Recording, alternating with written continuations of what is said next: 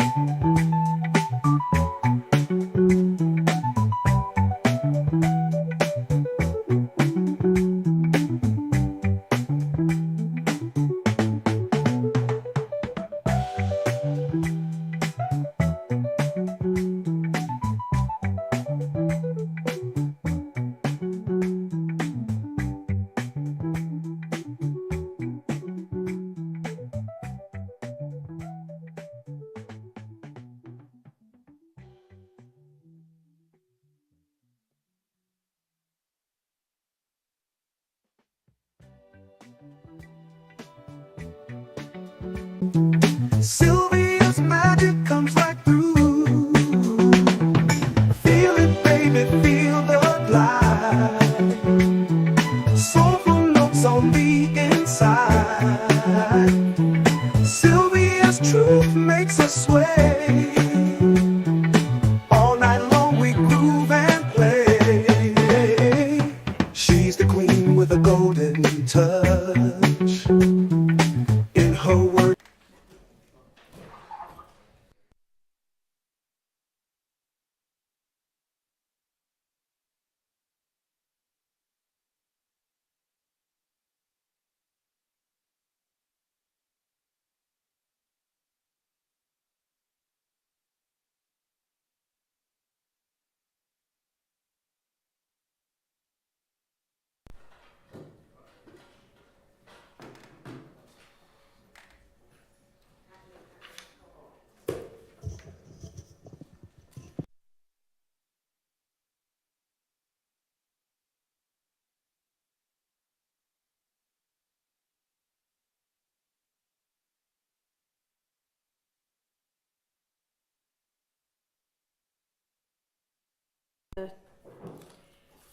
Get together and get some things settled to get on the same page with exhibits and things? Do we have any kind of... With the exhibits, I spoke with Mr. Adams, and we agreed to exchange physical copies at 2. That was the suggestion, and so we're gonna do that. I did have an opportunity to speak preliminarily with some of the attorneys about the other matters. Okay. And so those are we're working on those. Good. And Miss Knight is headed over with the last page of the exhibits that we have, and we're going to exchange the 2, and we can continue to compare. Okay. All right. So if we're not quite ready to go through that, which it doesn't really make much sense to do before y'all have had a chance to see what you are on the same page about, then do we want to maybe keep going through the wiretap evidence, or because y'all were going to also get together on some of the Mr. Ryan evidence, so I'll give y'all a chance to do that as well. Right. I've only done part of that. Yeah, no, I know, and I mean, I was going to give you some. I know that we're having this unexpected non-jury day, so I don't expect y'all to have already accomplished all of that, but I don't want us to just waste time since we're here already. So one thing we can do is just skip over that one issue that you asked for a little more time on, and but you also haven't really had time to narrow down what else you think is on here. Okay, so what do we still need to look at that is not this either, but that is evidence? I didn't think about that. I'll let them respond. I'll see it there. I'm listening. When you said not this either, what is... Oh, sorry. So the list of all of the various parts of the wiretaps that the state wanted to introduce. Remember yesterday I encouraged them to further narrow that down, and obviously they haven't had a chance to do that yet either, so I don't want us to go over things that we might not ultimately need to be discussing. And I'm just putting this on the radar. I don't have any anticipation that the state is ready to do this today, but I'm just, for my periodic reminder, there's issues with my client's cell phone was extracted, and there's issues with any texts or any information extracted from my client's cell phone. That was in 2022, so that's involving the Shamal Drinks case. I brought that up a couple of times, and the state said that they're going to, identify those items. They haven't yet. I'm not complaining. I'm just trying to replace that on the radar Thank you. for some later time. Okay. And, Your Honor, I just want to make certain it's just the identification. There's not like a suppression or anything motion on the You table. just want to know what all they're going to use? I did move to suppress the search of my client's phone, but that was denied by Judge Glanville. So, you know, there's just a lot on my client's phone that has nothing to do with this case. There's bad character stuff. There's Well, I would hope if it has nothing to do with the case that the state doesn't intend to use it, but from my perspective, it has nothing to do with the case. I'll put it like that. And so at some point, anything that the state plans to use as far as text messages, things of that nature, that needs to be litigated. all right, when can the state do that? I think that in the same way we're doing with Mr. Ryan, we can schedule, Mr. Sharp and I can talk about when he's available, and we can actually go through it whenever, like this weekend. I'm not trying to buff Ms. Love's offer to sit down with her, but it would just be It doesn't have to be helpful. me, just somebody, Well, Ms. it's Filton. not you, it's just, if the state could just identify what they plan on using, and then I could look at their list and then figure out. Okay, so Thoughts on can you get, About Ms. Love personally, it's just sitting down with anyone going through my client's phone. I just think if they go through it and figure out what they want to use and let me know, then I and can- then you can maybe, okay. Sort of like y'all have done with some of the other things. So if you can, when can you provide to Mr. Sharp the proposed list, I guess? Today. We need at least to try and whittle it down. We need at least through next week, so no sooner All with. right. So by next Friday, you could do that?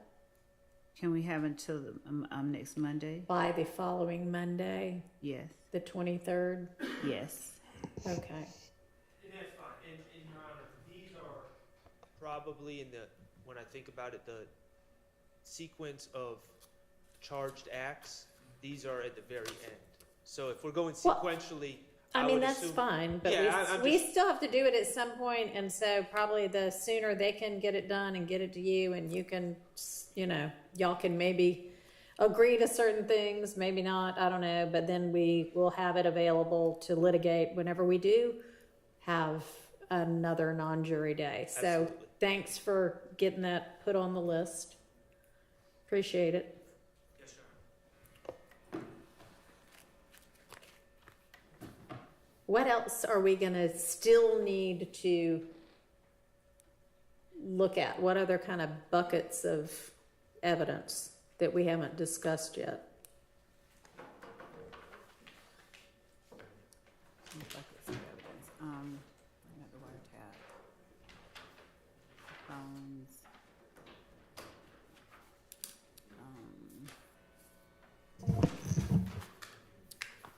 I'm thinking, Judge. Okay. And I mean, one thing we had done at some point, and I don't know if we got all the way through it, but the state had provided everybody with this order of proof and exhibits. Did we get all the way through that? Because that might help trigger, oh, this is something we're gonna need to litigate. If y'all got those available, maybe we could look a little bit further through those. I can get a copy and just, for the court's awareness, we just got those printouts that I'm gonna exchange with Mr. Adams, if we can be allowed to, the exhibit list printouts that I referenced Okay. earlier.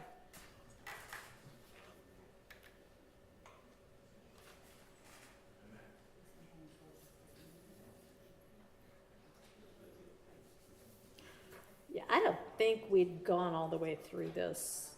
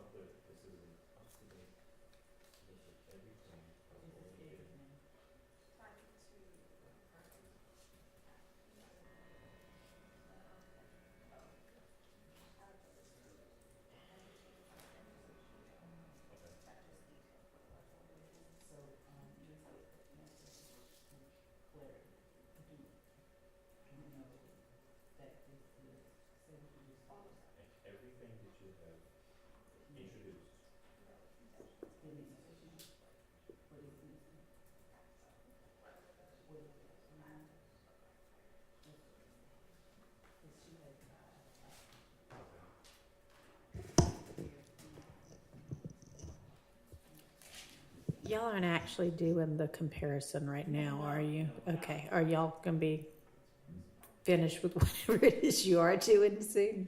Okay.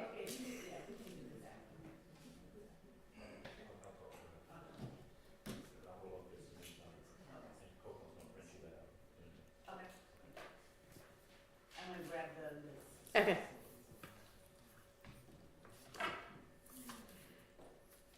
So if everybody has access to that list that the state had provided a while ago with their kind of a chart of the witness testimony and exhibits, I don't think we went all the way through it, and that might help everybody to think about if there are other types of evidence that we're going to need to still handle kind of motions in limine on. I know we'd gotten through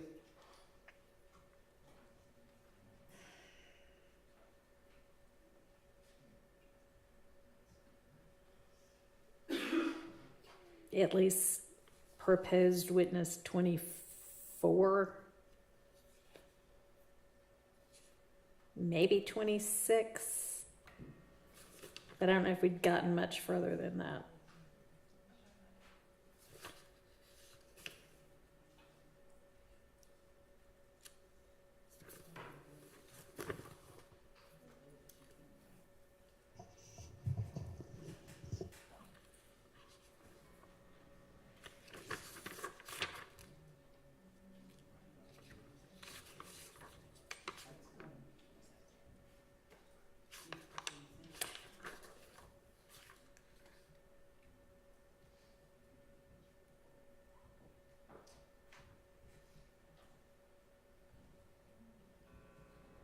Let me know when y'all all have it.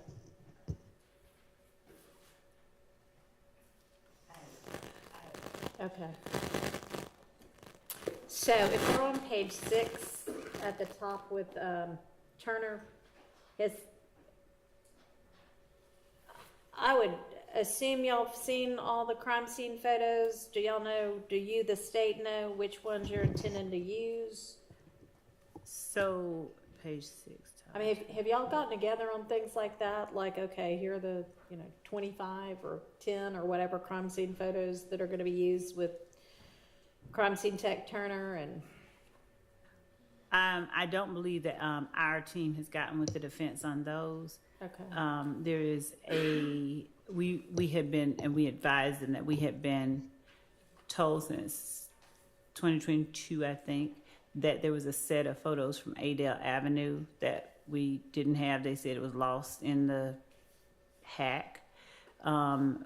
We have been persistent, and Mr. Brown has somehow or another gotten somebody to put their hands on a flash drive that has photos in it that he received this morning from APD. We have the emails from between all of us requesting that they go find some physical copies. We brought this to the court and defense's attention several weeks, maybe a couple of months back, that we didn't have them. They said they didn't have them, and we just kept asking, and somehow somebody found a flash drive. That happens sometimes. I can't make it up, but he has them, and I don't know that he's sent copies of them, but we can have copies brought over. That's just a matter that, since we're in the middle of that, I think they need to have and see.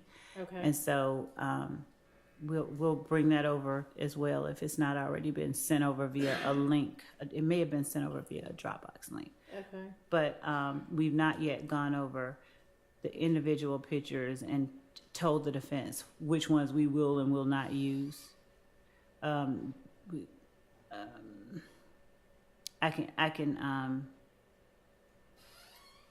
can get the prosecutor, who will be Mr. Brown. I can get him over here, and we can have a conversation with a member of the defense, just one, so they can share that, because he's already taken those out and just made that decision. Can you have a member of your team go ahead and reach out to him, and can he maybe come over today?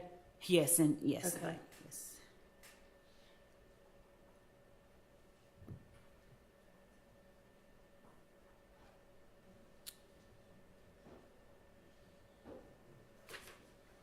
And we honestly may not have gone witness by witness up to page 6. So if you look back and see something on the first 5 pages that we haven't covered yet that y'all feel needs to get litigated, let me know.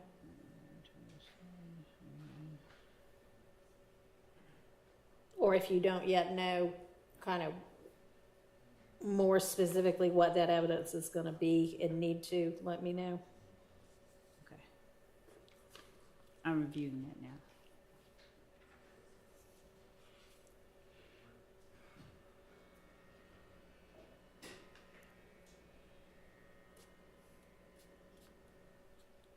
And for all of the photos, like with Miss Bell today, you introduced, I think, 4, but you only used 1. I mean, to the extent, you can continue that sort of thing where it's not cumulative, then that's fantastic. Okay. Thank you for doing that. Yes, you're welcome. Thank you.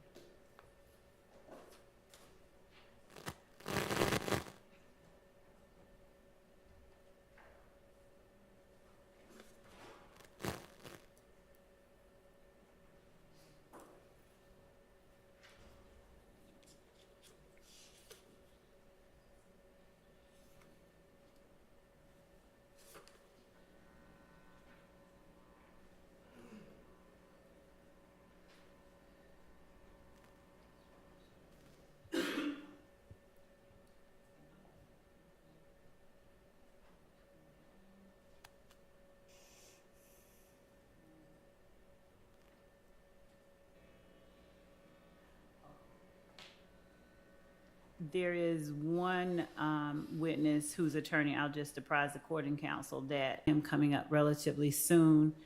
I have not gone over his interview. I don't think we've gone over his interview at all, but it would only be used for impeachment purposes in any event. But if that's something that I'll have to discuss with the defense in terms of things that they believe that are, impermissible, inadmissible, but that's something that's on the radar. Okay. So can I inquire? And I believe I'm looking at the same document as everyone else. For number 8, Michael Sprinkle, it says jail calls, pictures of infinity, social media, and interviews. When we're saying interviews, Mr. D.A. Sprinkle is kind of a unique witness in this case because he's a DA, but he also,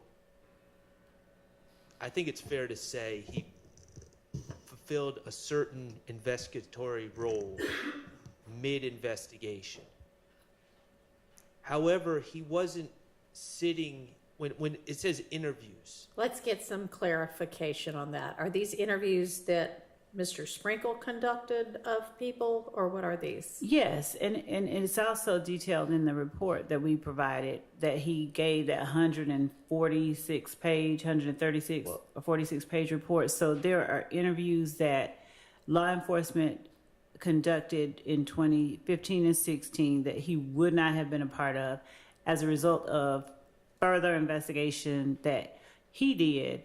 He would have gone out to speak with some of those same witnesses again, and those are the only ones that he would be speaking to. Okay, so the state. Interviews that he was in, like it says 2017, like for impeachment if necessary. I don't see a 20, are y'all looking at a different? That's what I'm wondering, because I don't see specific, it just says interviews. I don't see a date or anything. Okay. Maybe if you've got a more detailed exhibit and witness list by now, maybe share that with us. I do. It has some notes on here, so. But I will say it out loud if that's okay. Okay, yeah, no, that's fine. So ours just says jail calls, pictures of Infinity, interviews, social media. It doesn't specify. Thank you, and I thank Mr. Shard as well for that, bringing that to my attention. So the Quindarius Zachary 2017 interview, if necessary, the Martinez Arnold 2017 interview.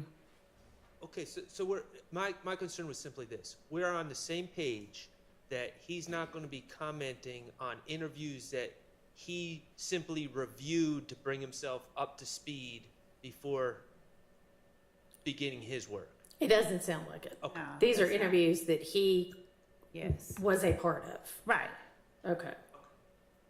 So maybe interviews, maybe not the best word, but Well, if he conducted it, if he was a part of it, then for impeachment purposes, he would be the one that would be impeaching the witness if necessary. And would be only for witnesses that have already testified in Correct. Okay. Yeah. Yes. Your okay. Honor. So he's actually a little bit out of order. Well, no, I guess not. I don't know. So Arnold, Zachary, and whom else? We have Kenya Morton, if we call her. She has been listed as an alibi witness for Mr. Okay. Kendrick, so we may just let him put her up, but we haven't.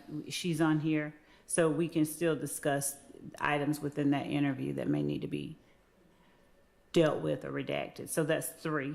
All right, but yes, so these would be only after they testify and for impeachment. Absolutely. If you don't just use the interviews to impeach them while they're on the stand. Right. Okay. And then, do we know whose jail calls? We have Mr. Arnold's, Mr. Bradford's, Mr. Stillwell's, Mr. Sledge's.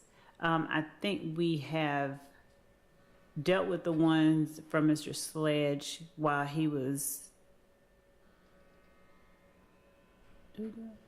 We dealt with the one I think that we were dealing with Mr. Sledge. And in Mr. Sprinkle's report, he referenced specific ones as it relate to Mr. Arnold, Bradford, and Stillwell. But what we'll do is go through those. That's another conversation we have to have and inform counsel for defendants, specifically those jail calls as well. So right now, what I'm looking at that we need to do from Mr. Sprinkle is go over the 3 interviews that potentially he could testify about if necessary, and just deal with any items that maybe need to be addressed, redacted, dealt with, and the jail calls from Mr. Arnold, Bradford, and Stillwell.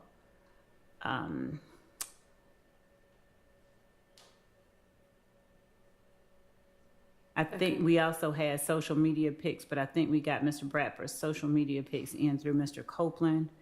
And we also got the social media pictures regarding Mr. Kendrick in already through one of the witnesses that have already testified. So outside of that, and I think we also got the post with Mr. Garlington and Mr. Williams with the "we're not going back and forth" in already. Those are So there's no social media left that he'd be talking about then. Okay, so we can cross that one off. Okay. So going back then to page 1 with Mr. Zachary, have we dealt with everything we need to deal with for him? Social media, jail calls, and interview.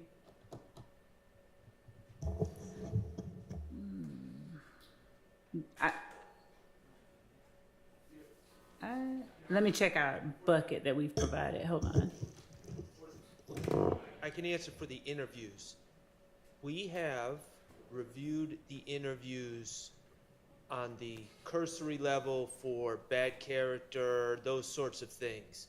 Now, my stance is that those out-of-court statements should not be played unless there's a proper foundation. So, of course, we still have that issue, and that won't be resolved until we hear what Mr. Zachary's testimony is. But we have reviewed those statements I thought for so. the other stuff. And jail calls and social media, yes or no? Go back to the interview on the 2017, March, I believe, 3rd, 2017 interview of Mr. Zachary.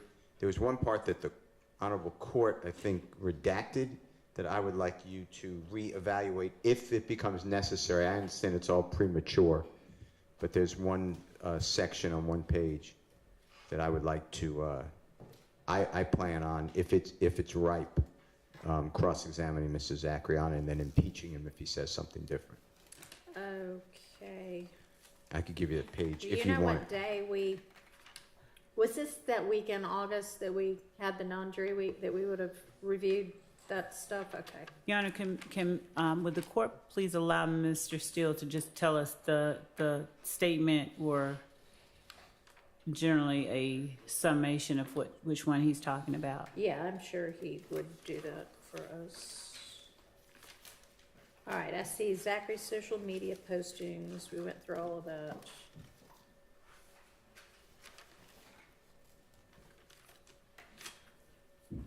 Was this wasn't one of these things on these big, is this Zachary, these things? No, that's yeah. Okay.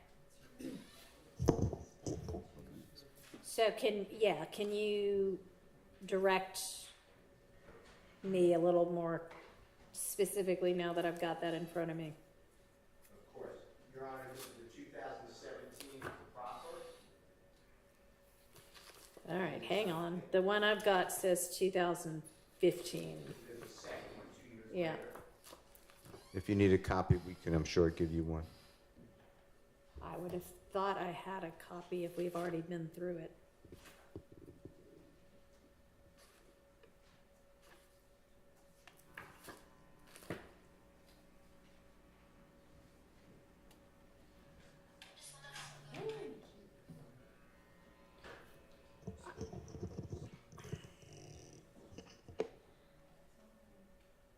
Maybe I just looked at it online. I don't know.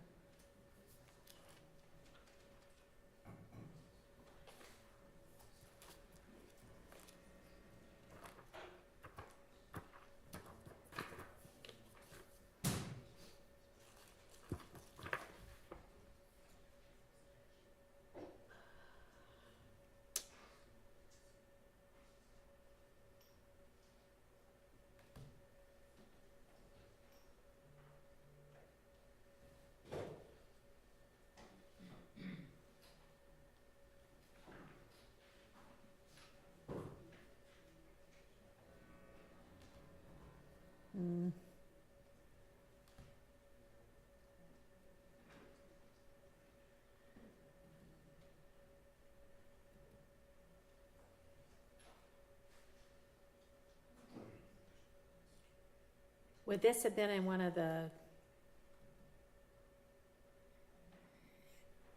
evidence reviewer links, maybe, that the state sent? This particular Interview was not on evidence reviewer. Okay. It was, what's they were the MP3s? there were MP3 files, and there was an audio. I honestly don't remember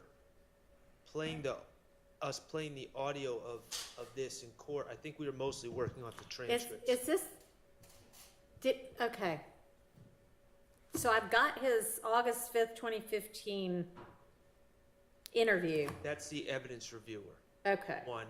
And then I've got a list that I think you put together was kind of page and line objections Right. that I think was to the 2017 one. That's the one that Okay. Mr. Steele is referring to. All right.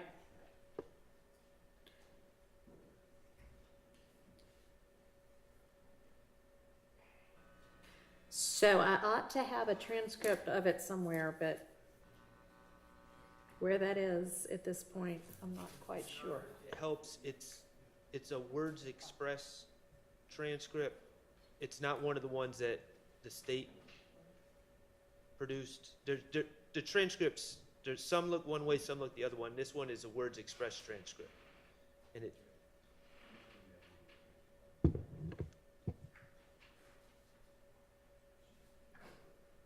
And it's 262 pages.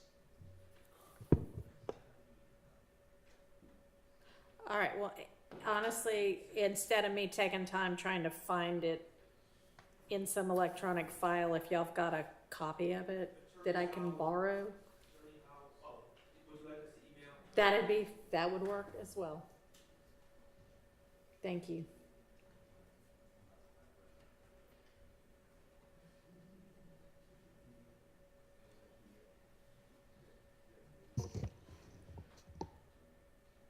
This is the one that's 275 pages? Okay, just because I know we have multiple transcripts by different transcribers, if they would just, if the court would allow them to just send to the state as well, the one they're referring to. Mr. Howell, can you send it to Miss Love as well when you hit send? Thank you. Thank you, Your Honor.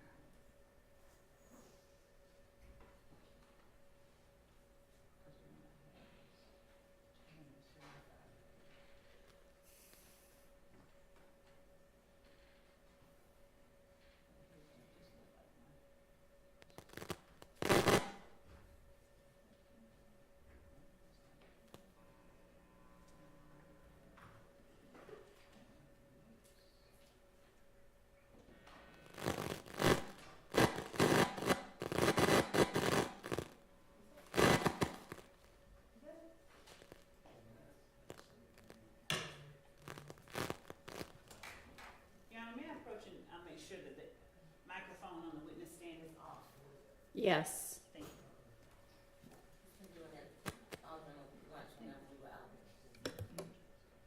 I think this might be the culprit. Hmm? I think that the extra microphone on the witness Might stand be what's causing it. I turned it off. Okay.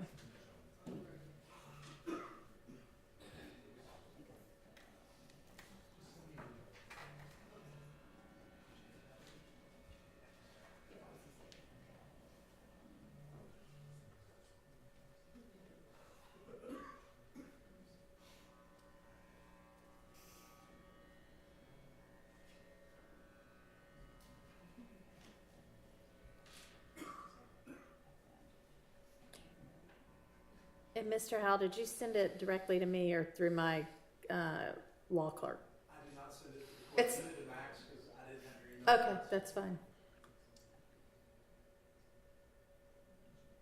I was going to send it to Miss Pursfield. I don't have her email. That's fine. She's listening in, so. Ms. Pursfield, when you get it, you know to just forward it to me.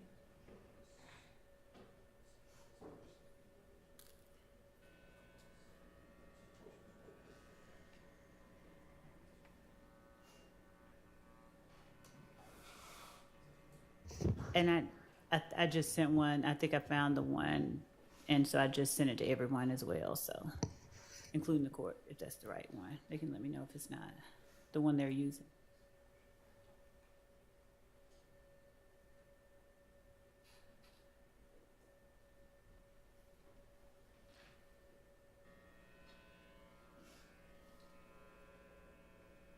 Okay. Okay, well, I've got the one that Ms. Love just sent, that's, June 14, 2017, and it's word expressed, so I think that's the same transcript. Should be March 3rd.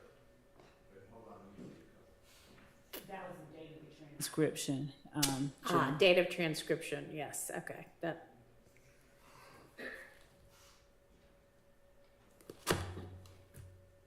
Okay, anyway, so now that we've got it.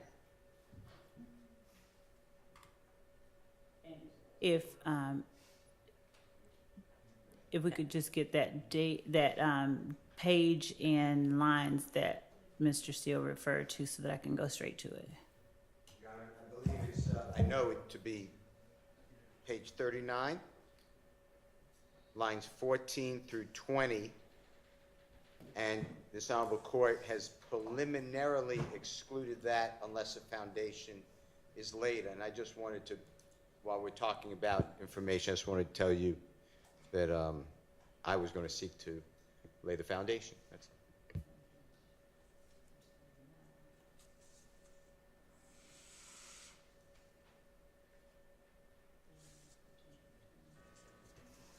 Yeah.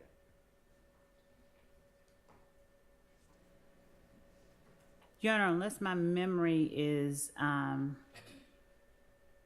incorrect, I don't think that this was a foundational issue.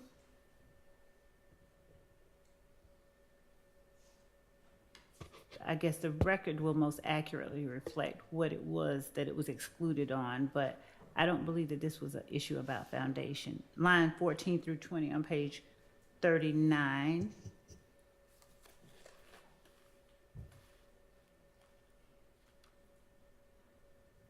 Well, I mean, if it was a foundational issue and you can lay the foundation, then that takes care of that. Okay. Okay.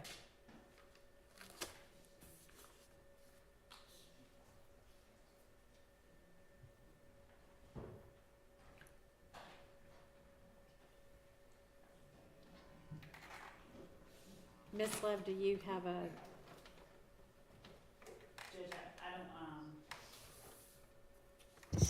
I don't have my notes on that hearing that we had that Mr. Steele is referring to, so I don't have at hand the court's ruling or anything that I can make a definitive statement about it on. Not that. I'll have to search through that. I don't have those notes. I'm gonna check with the team. Your Honor, I reviewed my notes from that day. Okay. For page 39. what day was it? That would help me. One of the 2 days of it. August 6th, 2022. August 6th. Okay. Court asked the state to sort out their argument and you can circle back with the notes. Say it again. Pick up the mic and say it. Court asked the state to sort out their argument on this and get back to the court. Ah, well, there we go. We may be on the same page. At the time, I was trying to figure out what was based on personal knowledge versus hearsay, and the state was arguing either personal knowledge or statements of a co-conspirator. So at the time, on August 6th, the state was seeking to admit this evidence. And so that's why they were supposed to circle back. But now, as trials progressed, Mr. Steele is saying he wants to use it. So that's why the state was supposed to get back. Okay. Does that ring a bell, Ms. Love? A tiny small one. I'm just going through our notes on that. Okay.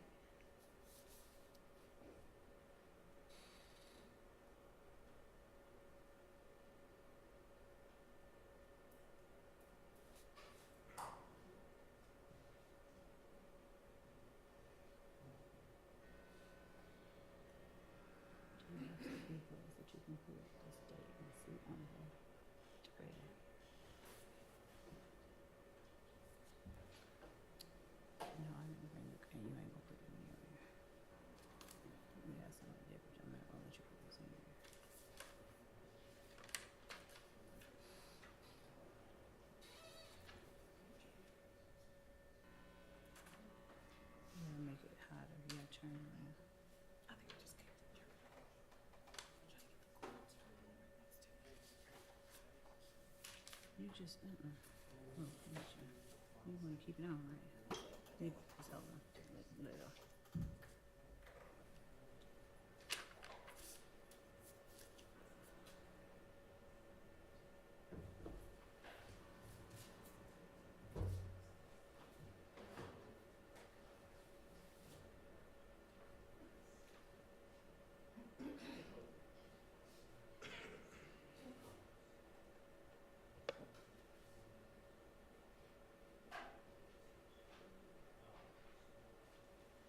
I see.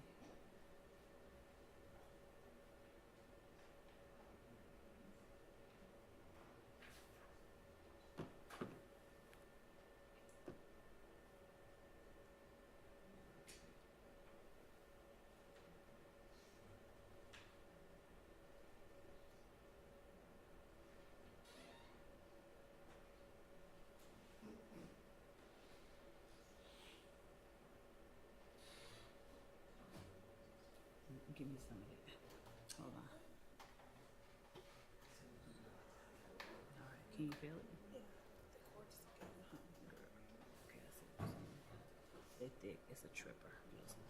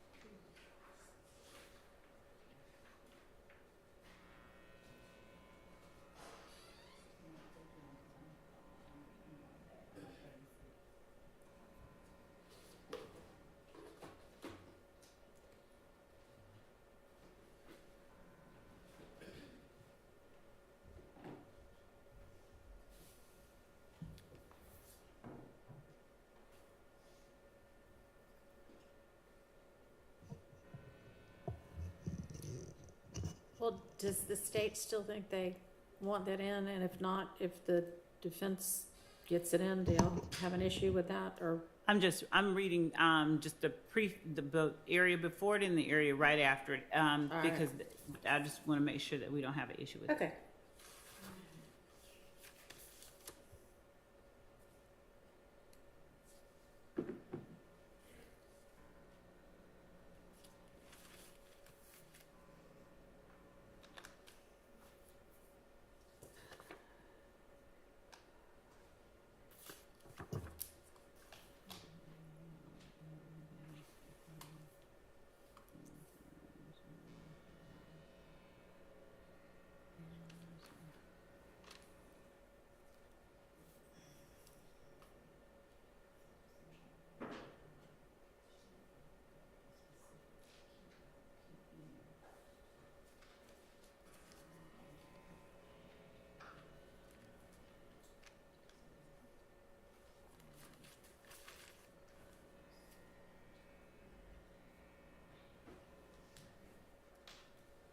And Your Honor, it's also gonna, to some extent, rely on what else was kept out and what was kept in. So that's the reason I'm just searching through that portion.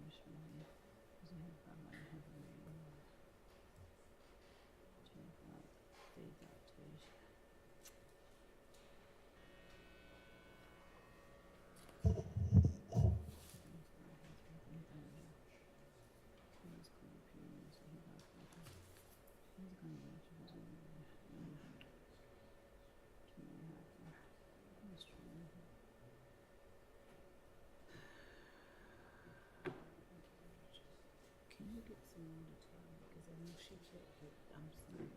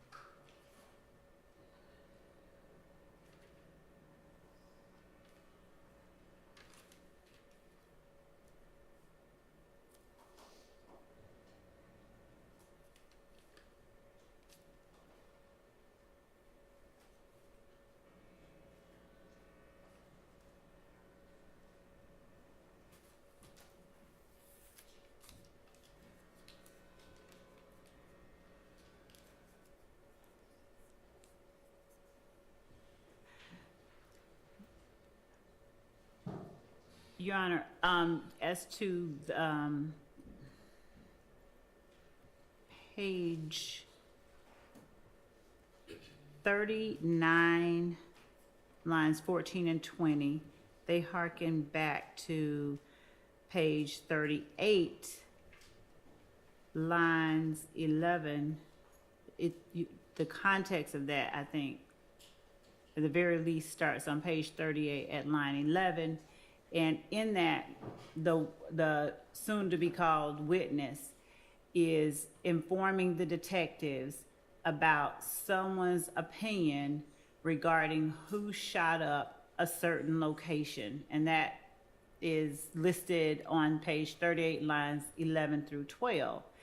All of that is speculation and the witness sharing with detectives what somebody else thought happened. And so as you get to lines 21 through 24 on page 38, when asked explicitly whether that happened, the witness says, I don't know. So as we get further down, the witness is then asked, have you heard who may have done that? And the witness says he was locked up with the boy that was charged with it. And then ADA Sprinkle says, yeah, but I mean, do you think he did? Did he tell you that he did? The witness says, no, he said he didn't do it because the witness's cousin was supposed to make a statement on it or something, but it was the wrong girl. He said he didn't do it though. And then they get into, let's talk about, you know, who shot Kelvin Watts in Mechanicsville? Right, and I think that's the part that Mr. Steele was saying, if he can lay the foundation he wants to get into, right, Mr. Steele? Yes, Your Honor. Okay. All right, go ahead, Ms. Love.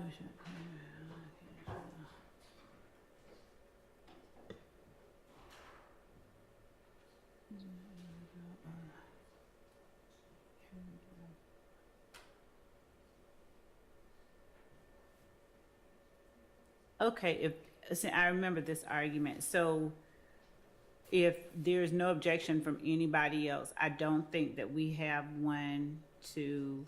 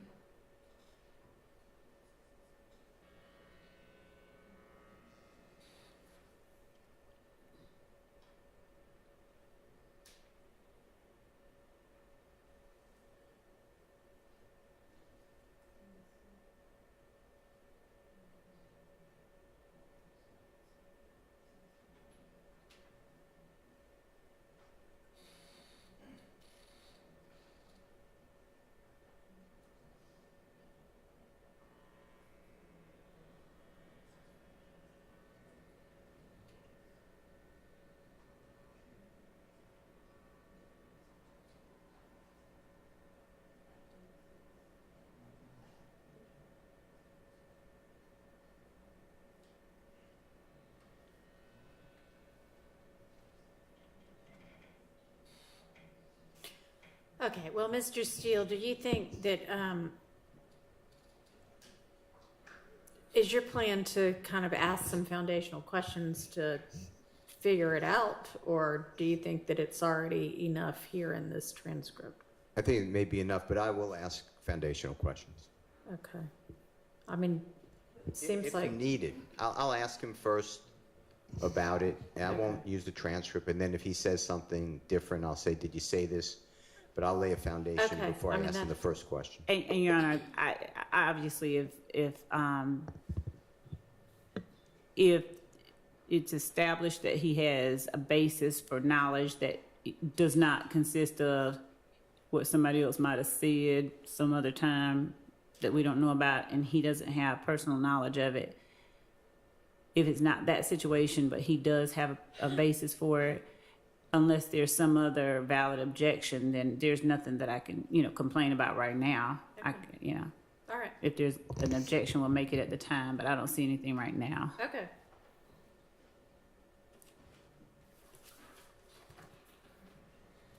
Thank you.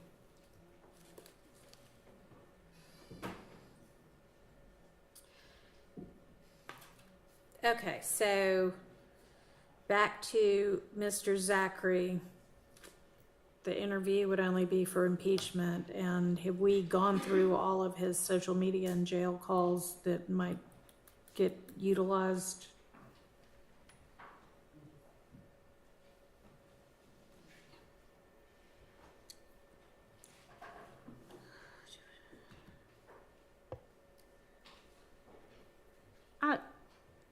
I thought we had gone through his I mean, I thought we had to. social media, Just checking. very least.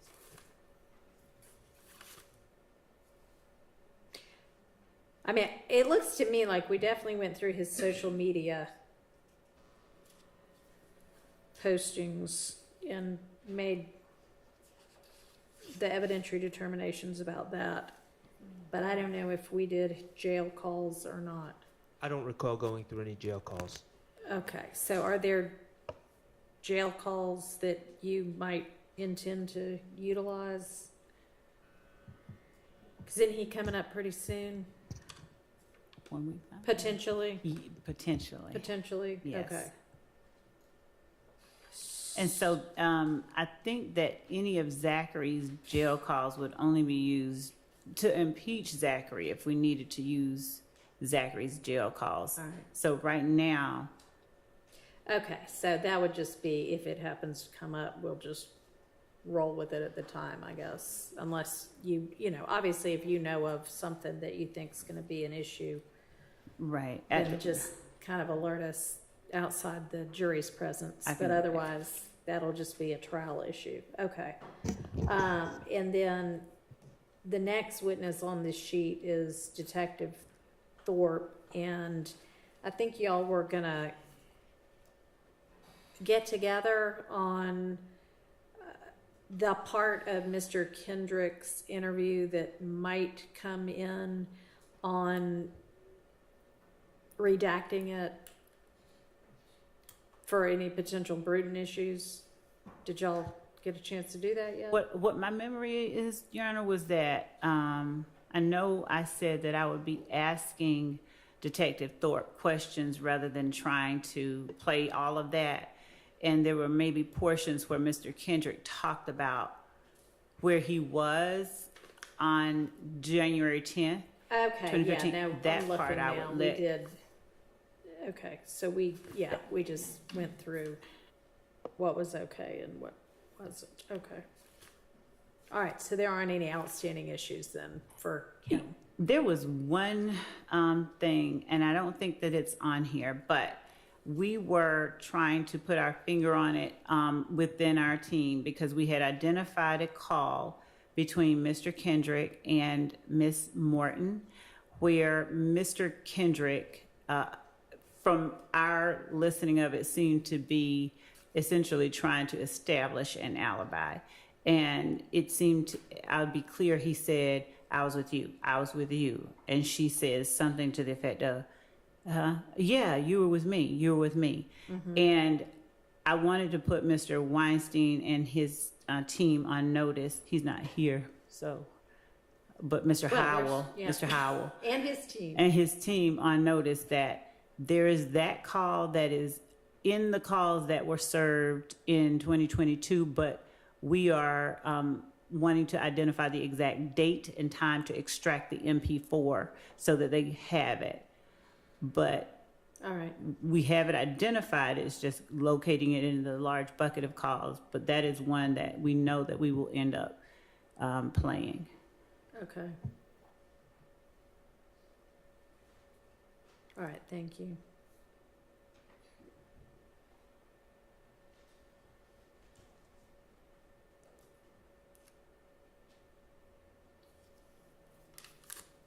Okay.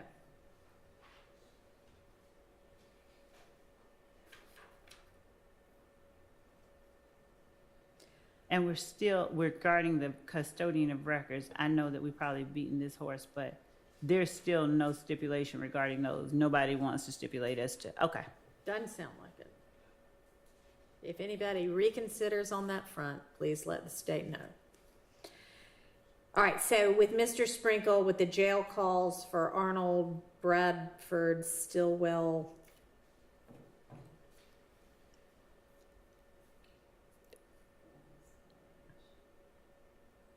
the defense has them all, right? Yes, and I believe that they're in the bucket of exhibits that we provided to them. I'm confirming that.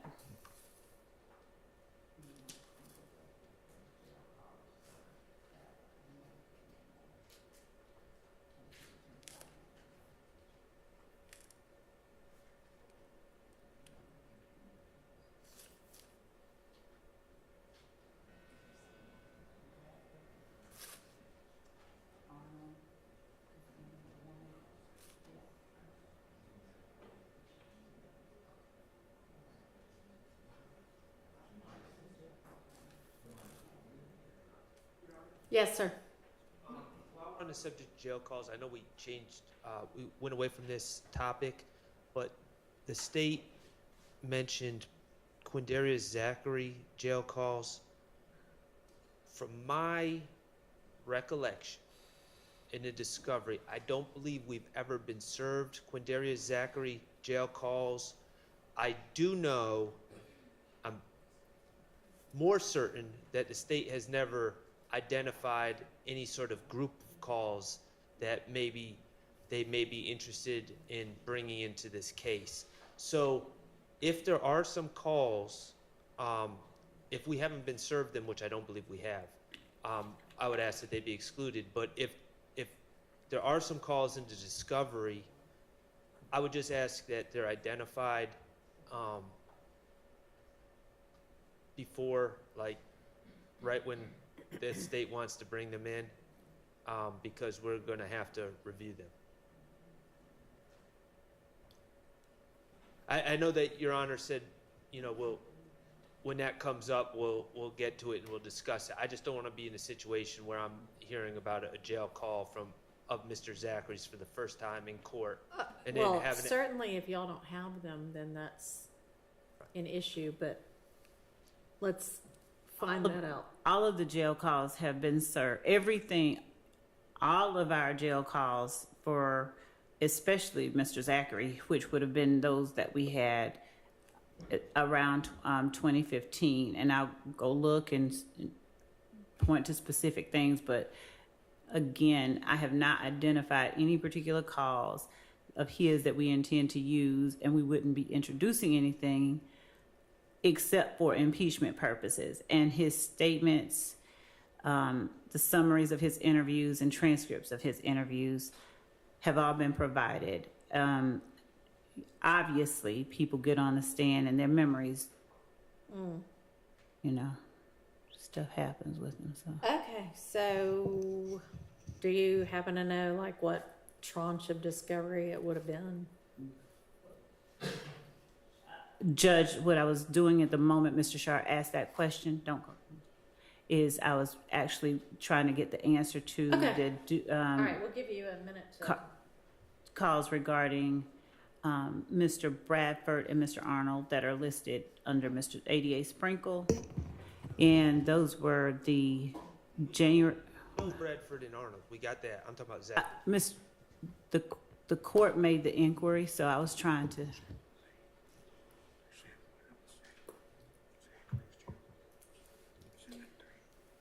Okay, so through Sprinkle, it would be Arnold, Bradford, and Stillwell, and that's it. Jail calls, potentially. I believe it would be, those are the ones that we have identified so far. Yes, those are the ones that we intended. There were only, I think, 5. And I paused because I was now looking at, okay, there they are. So the January 11, 2015 call between Martinez Arnold and Javaris Bradford. The January 10th, 2015 call of Martinez Arnold at 7:42 p.m., the January 10th, 2015 call at 8:18 p.m., and the January 17th, 2015 call at 7:17 p.m. Those are the ones that we have provided that we intended to introduce through ADA Sprinkle. Now, as to the follow-up question that Mr. Sharp just asked about, and that the court inquired about, the Zachary jail calls were served in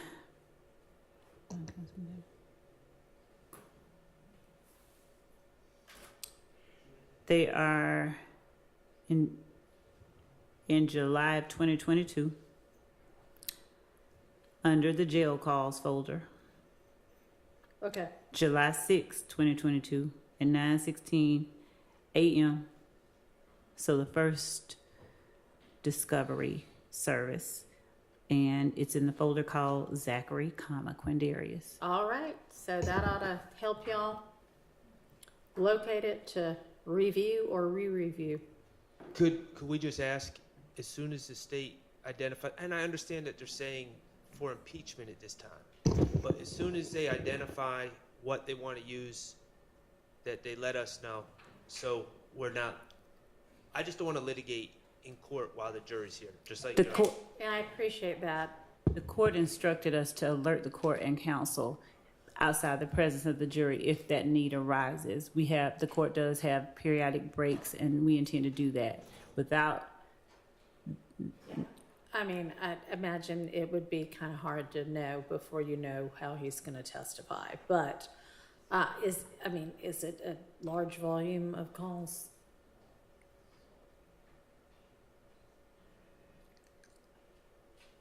One moment to look at it, approximately how many. And to be clear, I know the subjects, I know the questions, generally speaking. I don't have a script of his responses. And so it is almost impossible to, at this point, predict which, if any, would be impeaching, because as everyone has witnessed, sometimes answers are non-responsive and not true at the same time. So it's just, I'll look through Mr. Zachary's calls to see if there's any one that contains something that's not in a statement or a summary. Okay. Thank you.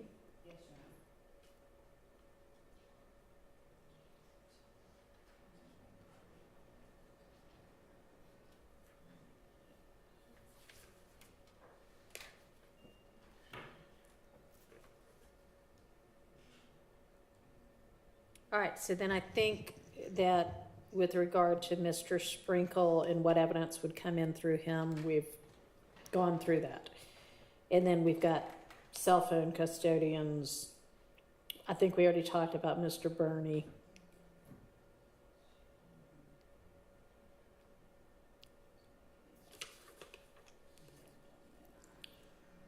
Which brings us to either Voss or, is it Wetzel? Is that how you say that? Weitzel. And I assume. And it wasn't Voss. We had said Vanna Kelly. There was. Right. What And Kelly? right, Because and Voss is gone. there is one outstanding matter before.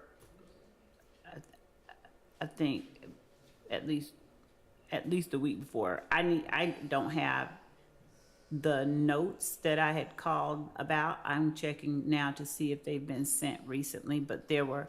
So the court had asked us whether she had provided a separate report. Right. And what the GBI told us that we informed counsel for the defendants is that she not just peer reviewed, but she verified the results that Mr. Voss obtained.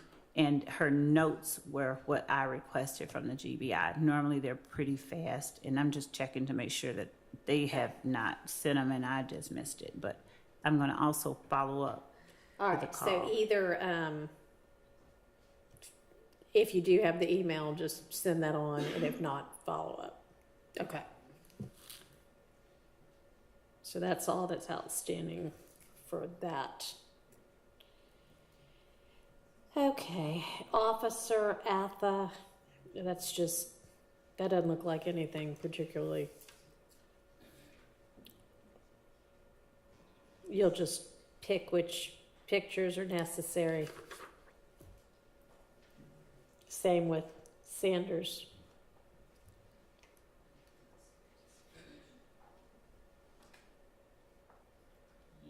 And Smith, that evidence already came in, right?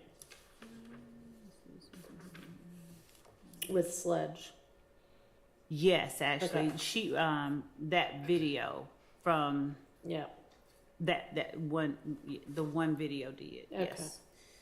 And then we've done Miss Latner's, and Miss Bell. And Pitts is just gonna be testimony. Pitts' testimony and some of those pictures that we talked about earlier today, that we if we've not sent a link over, that we're gonna be providing to them. Those are the 1428 Adele Avenue pictures. If the court would indulge one. Can you confirm?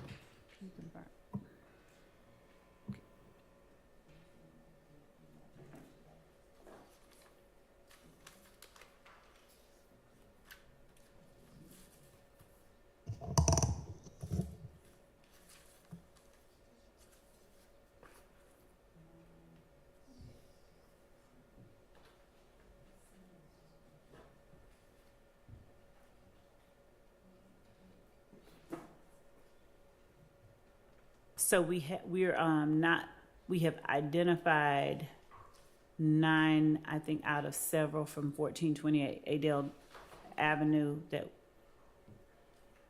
we intend to use. Okay. With pits. Am I understanding you correctly? Let me confirm. Okay. Just one moment.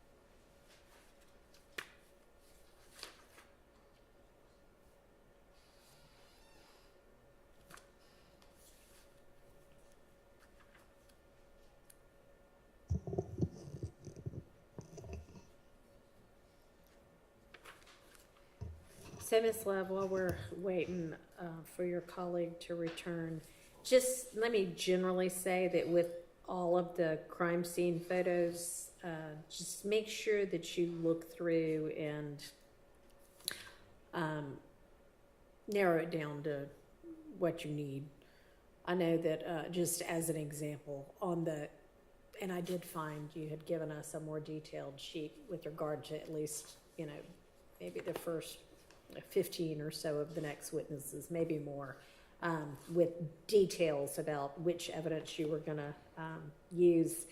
And I know, like, for one of them, there's like side view of XYZ gun, front view of XYZ gun, other side of XYZ gun, which may be significant for some reason. And of course, if it is, then let's use all of those pictures. But if it's not, and you can use one picture instead of three, just with the number of witnesses and the amount of evidence we have, if one will do instead of three, let's do one. Yes, Your Honor, and there may be instances where we tender and this many and publish two. Exactly, just like you did with Miss Bell. All right. Thank you. And if you are going to tender this many, and especially with the crime scene text, just, hand them the whole stack. And... Definitely. Yes, sir. Your Honor, while we have a minute, can I ask, can we go back to number 23 on page 6? It says Tyrone Dennis. Yes. The second check or second box thing says overall investigation of crimes of YSL between January 2015 and December 2015. I don't know what exactly the state means by that. Summary witnesses, my understanding, are frowned upon. Investigator Dennis previously, when Judge Glanville was the judge in this case, there was a easel with pages being flipped where he was listing all these different shootings and saying what was gang related, what wasn't gang related, well, really just what was gang related, and kind of going through a timeline of a bunch of different acts of violence. I don't think at this point, if it's targeted to something, I'd be interested to know what the state is trying to get from Investigator Dennis at this point. But just like another recap of everything that was going on. I mean, we objected the first time, and we still don't believe it was appropriate. But to do that again, it's just we're kind of retreading the same summary of this case, and the jurors, they're smart, they get it, and so I just don't think that would be appropriate. Okay, well, I'll inquire. I'm sure you're not going to just put him up for a recap of what he's already testified to. What's going to be new? Your Honor, we're not putting him up for a recap. What we gave on that sheet of paper was a generalization. If, as for instance, he was allowed to talk about his investigation. He was qualified as a gang expert, and many of the incidents that he investigated, he was able to gain information pertaining to some of the facts that he testified about. Some of the things that he was able to testify about.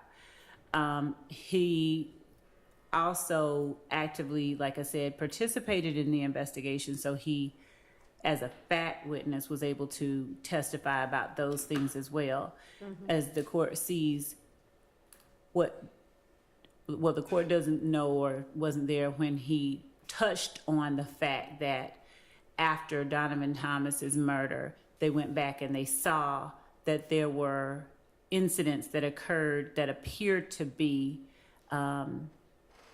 act and reaction from certain groups of people. And then after the Donovan Thomas murder, that there were a series of retaliatory shootings. He did not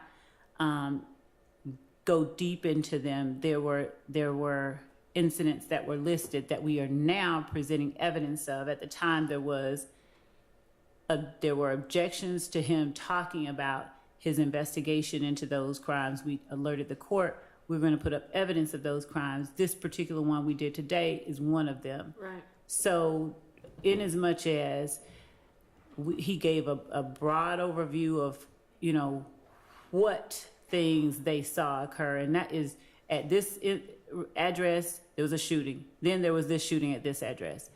To the extent that there are details that are going to be brought out or that are challenged on cross-examination, those sorts of things that were not ever talked about before will be talked about with Detective Dennis this go round. This will not be a rehashing, you know, of a summary. That's not necessary. That would be a waste of time. This is going to be information that either he's not testified about or someone challenges another person on cross about. I don't think that at this point we can actually say, hey, this is all the stuff that we're going to talk about. We do know that it's going to encapsulate that area, that span of time that we listed for the defense in the court on that sheet. Well, Your Honor, Yes. let me say this. I'm seeing these 4/28/15 shootings. I'm seeing on the state's list here, they're saying committed by Demekion Garlington, Antonio Sledge, Quindaria Zachary, and Shannon Stillwell. There is no evidence other than Mr. Zachary in his proffer trying to get better sentence saying that Mr. Stillwell was there. There's absolutely no evidence, no phone records, no other witnesses, no ballistics that link to Mr. Stillwell. There is nothing that puts Mr. Stillwell in that case. My concern, and he wasn't charged either. Okay. What I don't want is, I don't know what Mr. Zachary, where he is, if we're going to hear from him, if we're not. But what I am going to have a motion if somehow Mr. Stillwell, through Investigator Dennis or some other witness that has no firsthand knowledge of anything, starts trying to bring my client into the 4/28/2015 shootings. And from the discovery, the only person that says that is Mr. Zachary when he was, you know, trying to get himself out of trouble. And if Mr. Zachary says that, I will deal with that on cross-examination. But until Mr. Zachary says that, Investigator Dennis should not have anything to say about that. All right. Your Honor, the state, we are well aware of what the rules of evidence allow and don't allow. We will adhere to those. And as it relates to the evidence that we tender to prove the facts of this case as it relates to each of these defendants, we will comply with and follow the rules of evidence. And I think that at this point, to efforts to sort of restrict what someone believes we may do is, at the very least, it would be a waste of time. It would make no sense for us to try and introduce through a witness we intend to put up a statement through someone else, through Detective Dennis, a statement of Zachary before Zachary ever testifies. That's wrong. All right, We're not well, going to do that. I mean, that's So- good. I don't mind somebody alerting everybody to that as a potential issue. And I appreciate that you say that, of course, you're not going to do anything like that. Okay. Yes. On that, over objection, retired Detective Dennis did testify as what I'd call a summary witness. But the court needs to know that we never received an expert report for some of these people, not Miss Bell, who just testified, and those reports that we have on that incident on April 28, 2015, that found her to unfortunately, tragically be shot. A lot of what the Detective Dennis previously testified is total confrontation clause. I don't even know who he spoke with. He just spoke with people, interrogated people, interviewed people, people called him up, CIs. I have no idea if there was hope of benefit. And I think that's what Mr. Shart is getting to, because that's already happened. It's over objection, and I don't want it to happen again. And also, summary witnesses are not favored. That's United States versus Perry, P-E-R-R-Y. And that's 35F 4th. It's at 293. It's in Division 3, 5th Circuit, 2022. Specifically, again, we caution the government not to rely on improper summary witness testimony. So I would also join in that same objection. And I understand it's a pre-objection. Did the specific evidence that she, at least at the time she was putting it together, thought he was going to be testifying to this time around. And it doesn't, other than the PowerPoint, which has essentially been ruled out, it doesn't look like it's kind of summary testimony. Is that fair, Ms. Love? Yes, and also I think that as I'm getting updates from team members who are also signed on, that in the Dropbox that I believe that we provided, we have, with even more specificity, photographs of Zachary and Copeland with guns,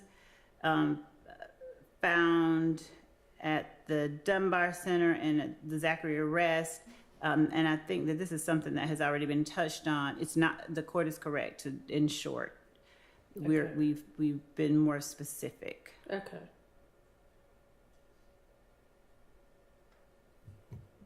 Okay, sure.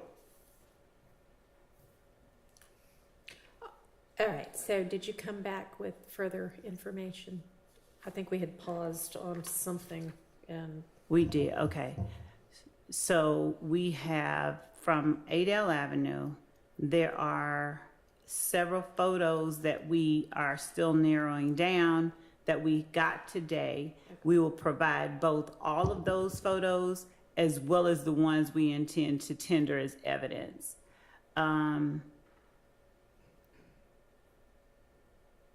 My notes say that they are in the Dropbox link that 88 Atkins shared under CST Turner, but I don't know, my notes don't say that we have or have not sent them over to counsel for defense and to the court, so I'm confirming that. Okay.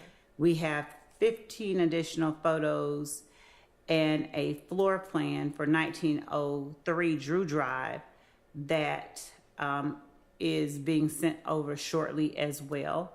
Let me confirm whether that Dropbox link was shared internally or with everyone. Okay. Just one moment.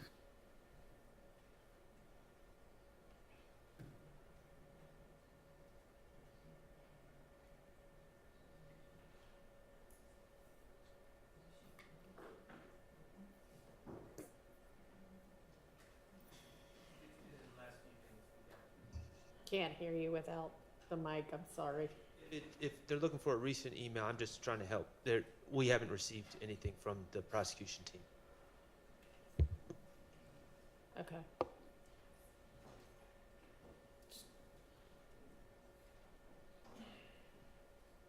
I am being informed that the Dropbox link that everyone has been updated with those items. Oh, okay. So, just, can you tell which Dropbox link it is? Because I know there are several. The one with the 30 witnesses that has this particular witness on it. Okay. Okay, great. All right, thank you. You're welcome.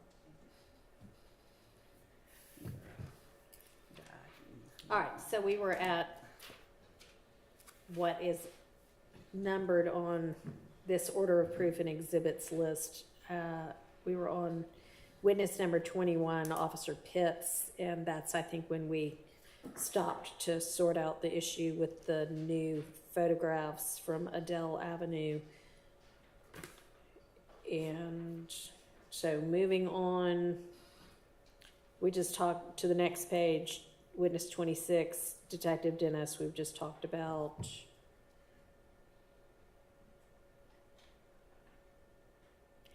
And I had written down from when we talked before, the number 87LL, was that the PowerPoint that we have already dealt with?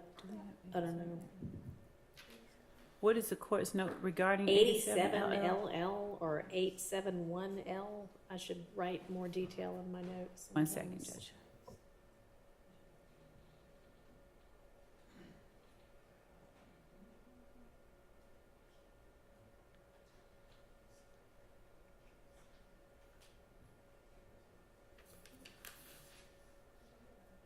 You know what? It was the PowerPoint. We've dealt with that. So that's fine. Okay. All right, so turning the page, we've got Mr. Arnold,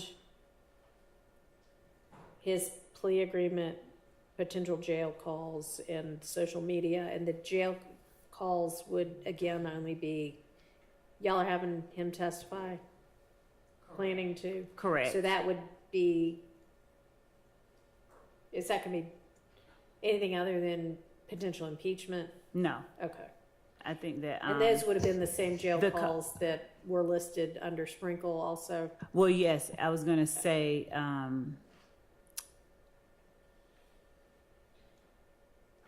yes, and the one in particular that I'm thinking about as I play it in my mind, whether it would be this particular one on January the 10th would be considered impeachment. It was right after the murder of Donovan Thomas, and it involved Mr. Bradford. A call from Mr. Arnold to Mr. Bradford. Okay. So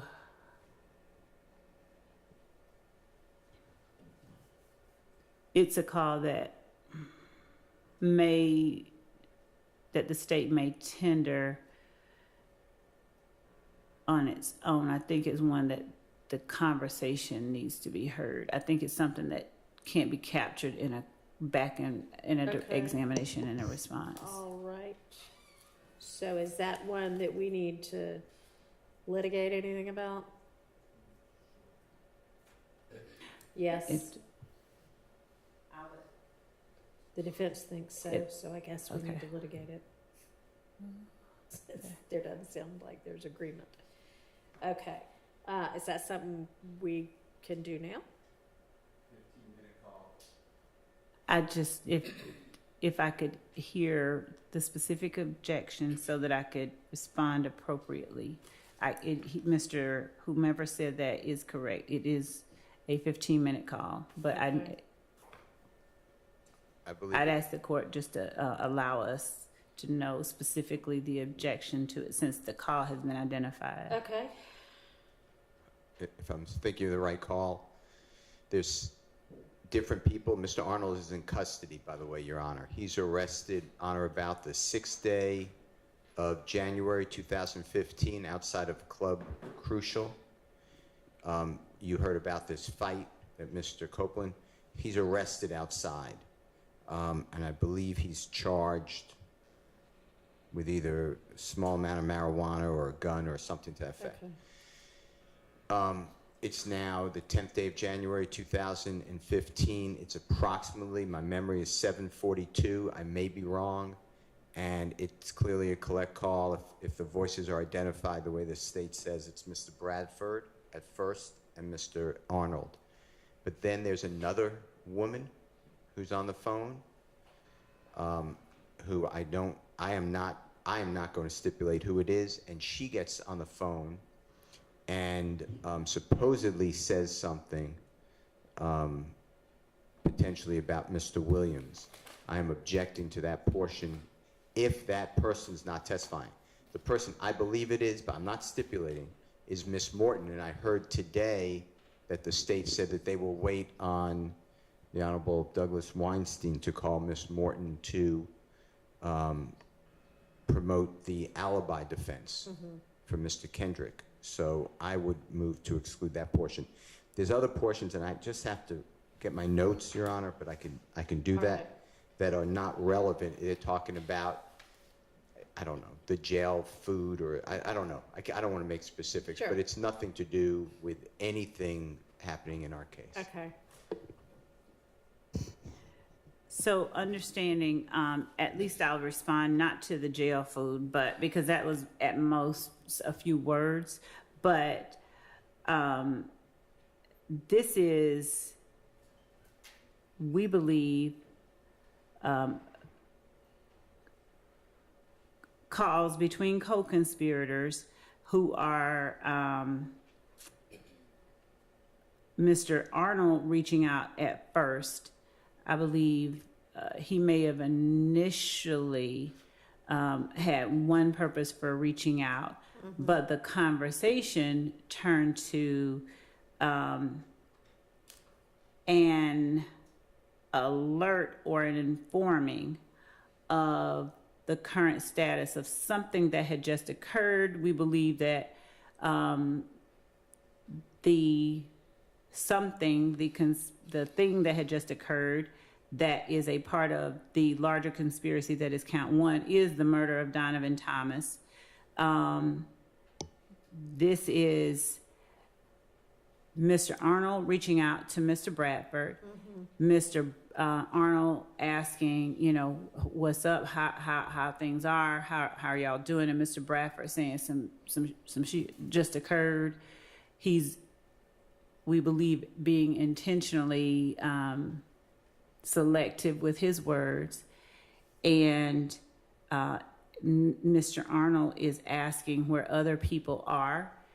Miss Morton gets on the phone. Mr. Arnold specifically asked where Mr. Williams is. Ms. Morton says to Mr. Arnold, "Hey, Goldilocks." Mr. Arnold at some point had his hair dyed blonde gold, but she references him.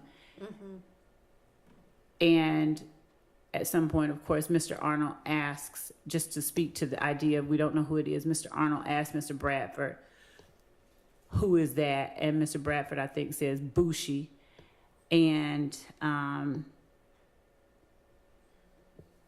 as they are apprising one another of what is happening outside the jail, as they are apprising Mr. Arnold of what's happening outside the jail, we believe that this whole conversation is a conversation between co-conspirators serving to inform each other of the current status of the conspiracy, which therefore furthers the conspiracy itself. It serves to maintain a certain level of cohesiveness among them, and each one of the people who are taking part in the conversation are persons, we believe, who have just had some involvement, if they did not switch cars with, provide transportation for the people we believe are involved in the murder of Donovan Thomas. They are advising each other of where the participants in that activity are at the moment that the inquiry is made. And I think I said that Mr. Arnold asked for Mr. Williams. It may have been that he asked for Mr. Kendrick. So that's a mistake on my part. He asked where Yak was, and I think that in responding where one of them was, Mr. Arnold was told that they were either with Mr. Williams. There was a reference to their current locations. And at this point, the entirety of the conversation, we believe is one that is informative, one that falls squarely under the co-conspirator statement category. So at the very least, there is that. We do intend to inquire of Mr. Arnold about that. I don't know what he's gonna say. Okay, But so it has two. We believe that it would be introduced in one of two ways. So if Miss Morton is the person who answers the question of where Mr. Kendrick is and says where somebody else is as well, are you contending that she's an unindicted co-conspirator? Oh, she is. We believe that she is yes, an unindicted co-conspirator. She is. We're not saying that she, participated in the murder of Donovan Thomas, but in as much as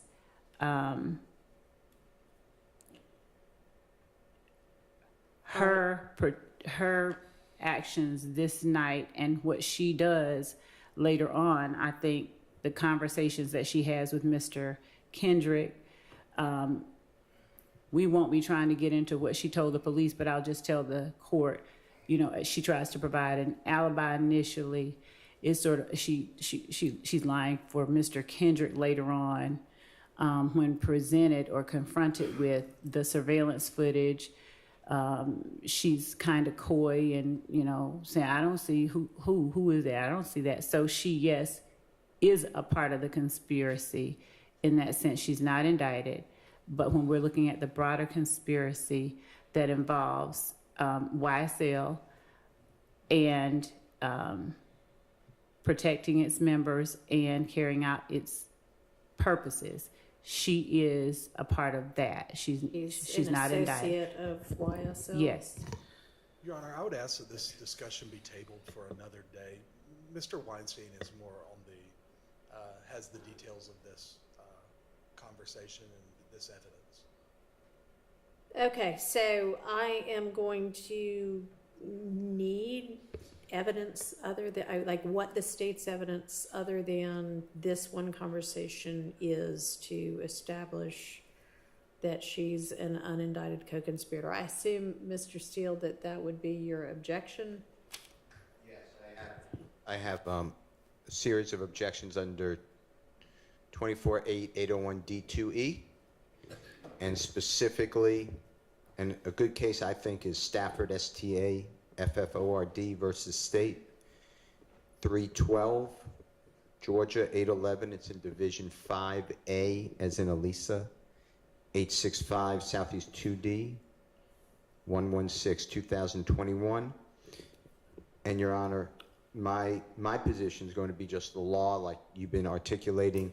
The state first has a requirement by a preponderance of the evidence that a conspiracy existed, and, which is what I focused on and what the court just focused on, that the Honorable Court focused on, that the conspiracy included the declarant and the defendant against whom the statement is offered. And the statement was made during the course and in furtherance of the conspiracy. And when you hear the recording, you may make determinations that one, if it is Miss Morton, if someone can identify her voice, that she is not a part of the conspiracy, and that would break the chain.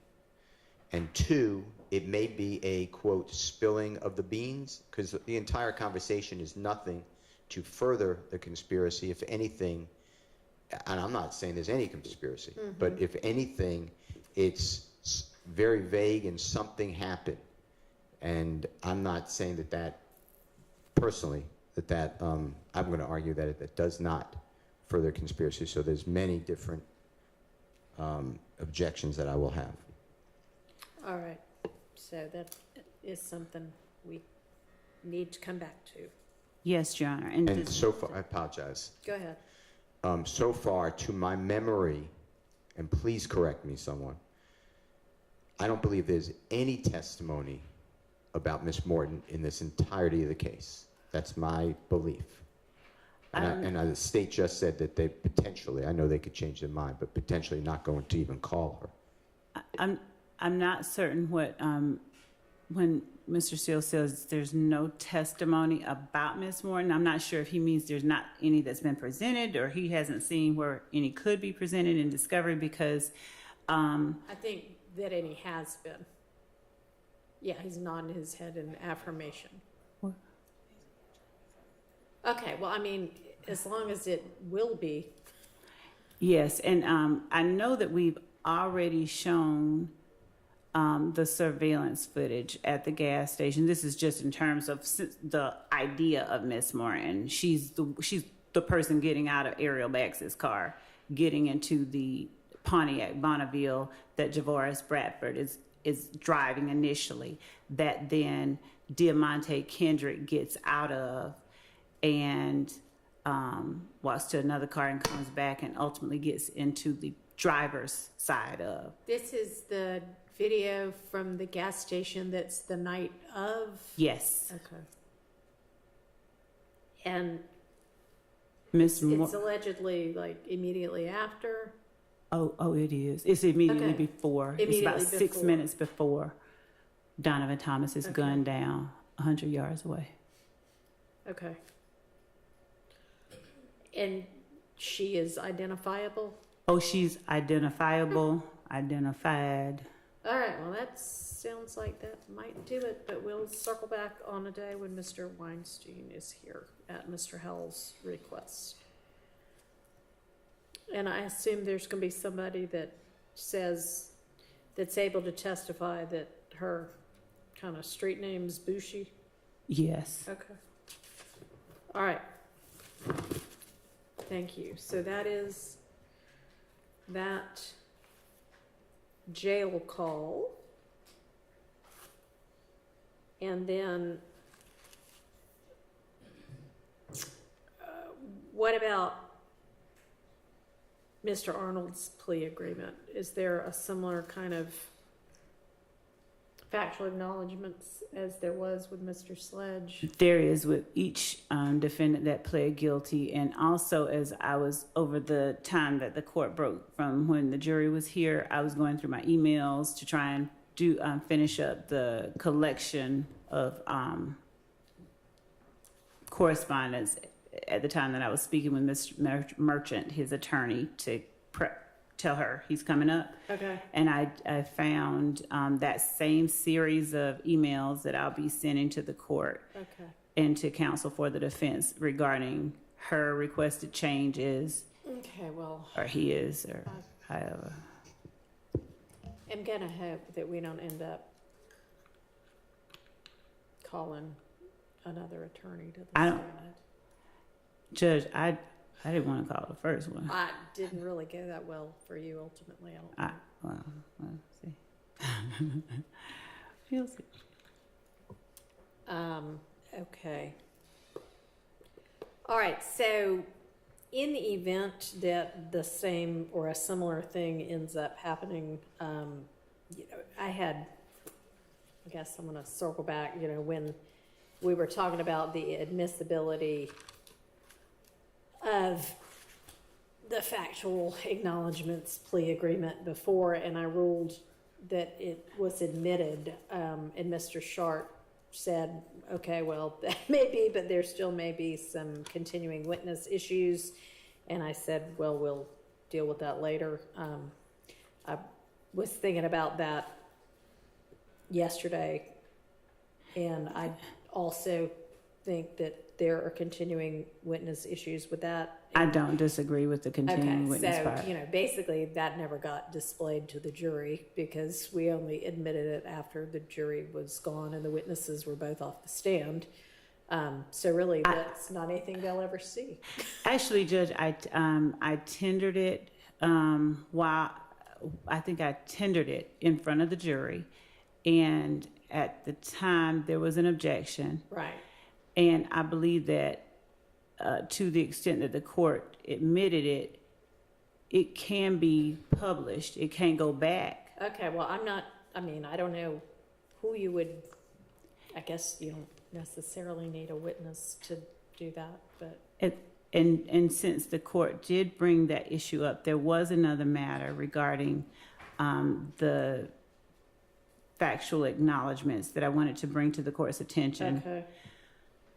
There was the testimony from the attorney regarding two portions of the final document specifically as the only two portions that were taken issue with. Right. One being number 3, which the court remembers, but number 8 Right. specifically. And of course, the argument will be made.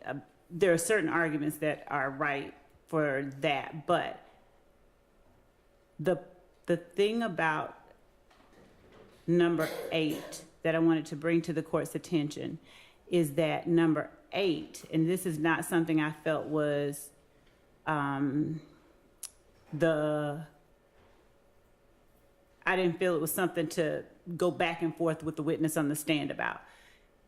He testified, his memory was, he didn't remember seeing it. Right. But number 8 was a distillation, a pulling apart of a iteration, the one right before it, that he took issue with. And the reason the state tendered states 460 Yankee as well as 452 and 453 is that 452 contained the statement that 460 Yankee addressed, and in 460 Yankee, in as much as there were certain things that were not contested but clarified, but the personal knowledge part is a specific thing that wasn't denied, but that was implied. And I'm just saying that instead of having what the state did, what I know we did, and when Mr. Wright says he doesn't remember, that's fine. But when we provided to him the document that had it pulled out, there was not, I don't know how he says he didn't see it, but there was not any indication from anyone that was incorrect. That wasn't just taken out of the air. That was. I know that it wasn't, but we have already talked about that. I know what the state, I know and understand how it is that the state got to and believed that given the comments he made, you all could say, well, okay, still, whether he knew it was planned or not, he still knew it happened and that they were responsible. But it doesn't actually say that in the iteration that got changed. And so that might have been the state's understanding of it. But, I mean, it is what it is. And you didn't explore that with the witness anyway. So, I mean, at this point. I mean, obviously that was a protracted examination that I did not want to make more protracted, but I do think that in as much as there is an attempt to convince the jury that essentially these are made up things that the that state you just slipped it in. Yes. Well, I mean, Miss Love, then put somebody else on the stand. But I mean, you telling me this, I mean, it doesn't do any. I mean, the reason that I was telling the court that was not to try and completely relitigate an issue, but as to the section that dealt with his response, not the whole response, not that it's 460, But I would ask if the court might consider reconsidering just us putting in that one part that he responded to, the way that he responded, and then the ultimate version, so that at least before the jury is where that came from, since there has been this continued effort to convince them that we make stuff up and we just, out of thin air. Well, I mean, you're the one that decided to put him on the stand. I don't regret that, or I don't think that that's the problem. That maybe, obviously minds can disagree. I don't think that that's the problem. Okay, well, if it were as clear as somewhere in the earlier version was the statement, I personally know that members of YSL were responsible for this murder, or whatever it said in the ultimate version. If that were in the prior version, that would be one thing, but that's not in the prior version. So I have thought that issue through. Yes, Your And Honor. I understood that to be your argument yesterday, or the day before, or whenever it occurred. The day before and yesterday, and I just, Yes, Your Honor. okay. Appreciate you giving it yet another try, Pat. And I'm being facetious when I say I know you are. that. Okay. So anyway, with regard to if the same or something similar comes up with some other of these co-defendants who have pled, then just be aware that, and it sounds like we're all in agreement that it can't go out to the jury anyway, so if you want them to see it and it does get admitted, you'll need to display it at that time. And if you come up with a way to publish this other one, then let me know. Okay, okay, thank you. Okay. All right, so then if we turn to the next page, we've got Miss Latner's again. I know we went through did we go through every CAD report she's gonna be testifying to when we were talking about the hearsay? I think I that think we did. Okay, The all right, court so ruled that on- part's yeah. taken care of. All right, then there's Mariah Smith, and that says interview. Is that like with police or with, who is that with? It was an interview with the police, and she also testified at trial. We don't need to, or we would Oh, not. she's already testified? No, not this trial. Oh, at a different, In the murder the trial. 2015 Yes. trial. No, Okay. it wasn't 2015. Some other- 2019, yes. Okay, So, that, we would not need that for any reason other than if she. impeachment, okay. Right, or substantive. Okay, all right. Prior inconsistent statements. Right, we're on a different act at this point, I see. And same for whomever the Ri- two people are? We had Rodney Uten and Bernard. And/or Bernard Mitchell, and you were gonna call one or the other? Right. Okay, same with them, Yes. okay.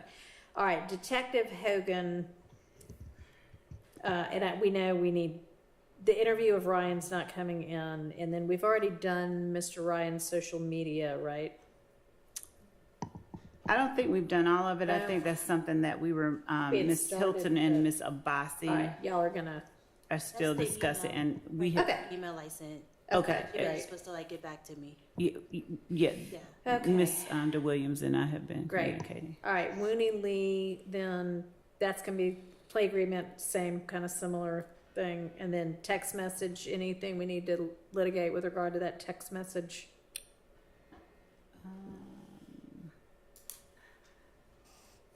No, I don't think so. Anybody? Okay, As they lay the foundation, then yeah, okay. And then blog videos, social media, and music, when we flip the page.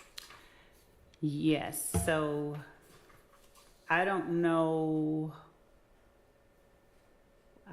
what, objection anybody would have, given that it is Mr. Lee who's on the stand, but the video itself is specifically the blog video. We believe is definitely an overact. They are talking about the meaning of certain terms, slat, and Mr. Lee makes a comment into the camera and then puts his hand over his mouth and says, shh. So that video itself, we believe, constitutes an overact in furtherance of this Okay. conspiracy. And then y'all are familiar with whatever the social media and music is gonna be? So if there are any issues,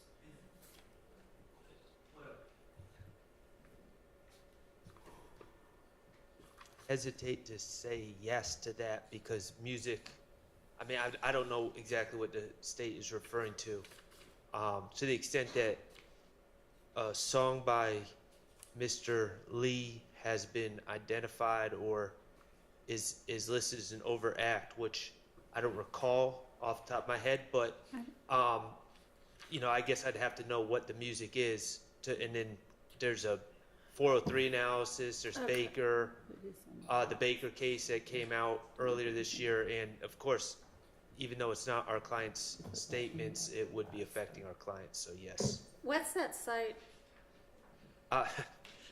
Judge, I don't think that Baker, it applies I to don't this know set that of I've circumstances looked at at all. So, Well, Baker was It's- Baker dealt with a music video, but it was really a 403 analysis okay. case, and I can get the site. We dealt with it earlier Well, in this I'll case. just put in But- Baker music video and 403, and I bet it in 2024. Yes. Okay. But again, I don't know specifically when they say music what we're Okay. talking about. So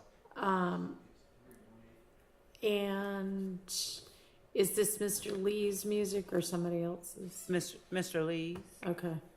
318 Georgia 431 is Thank the you. site for Baker. March 2024. Okay.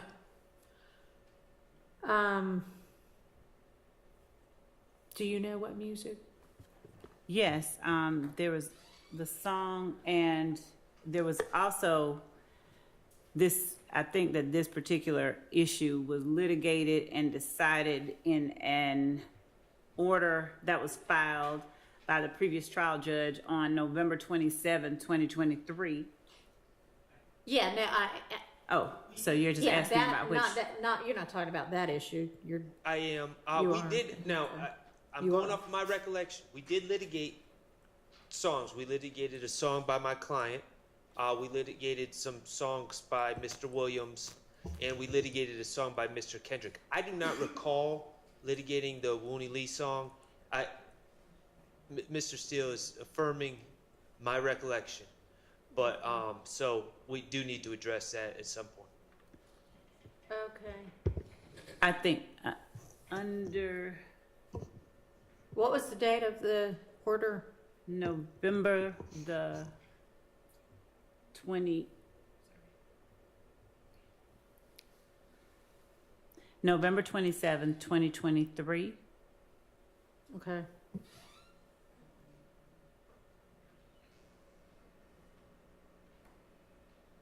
So, on page 40, and this is not necessarily specifically talking to a lyric, but the court ruled that the lyrics evidence referenced in Division 8 supra is admissible against defendants Lee and Kendrick as a party admission and all defendants as a co-conspirator admission.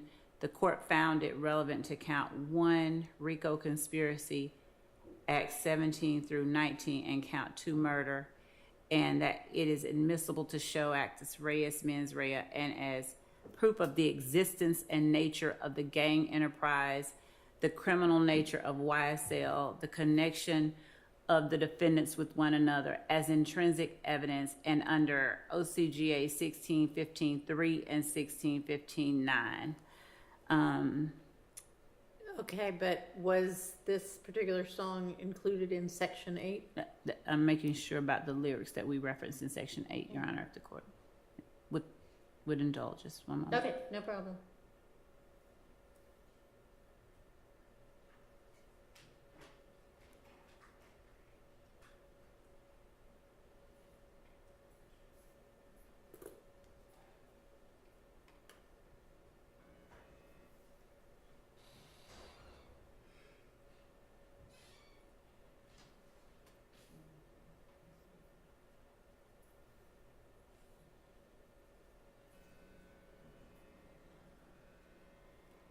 It is referenced on page 35, number 13, where you're from.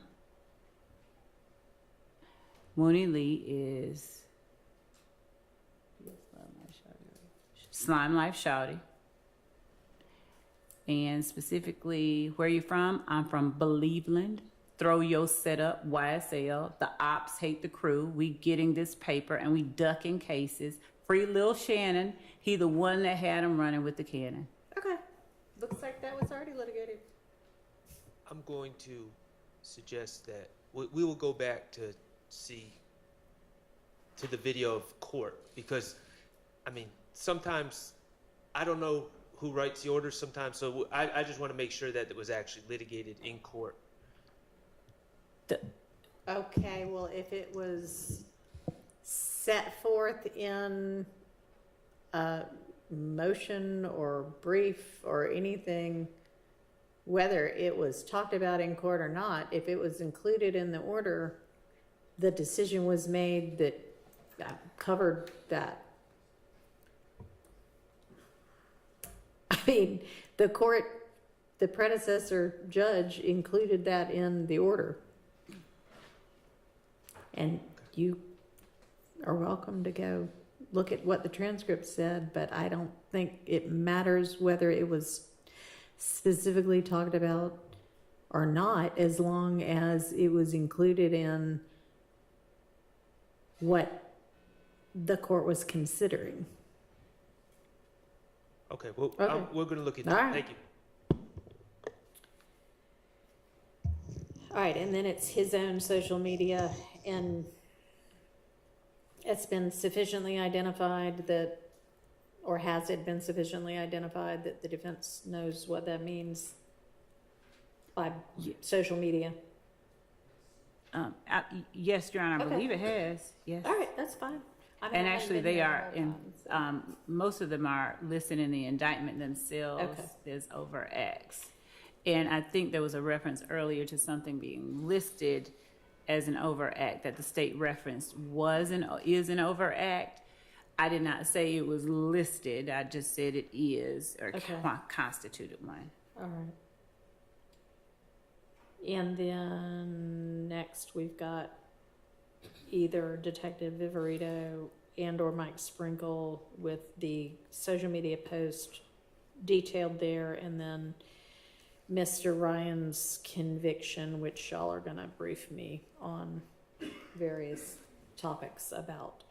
And Ms. Abbasi was here yesterday when we were talking about what kind of briefs and case law was owed, so she'll know what that was.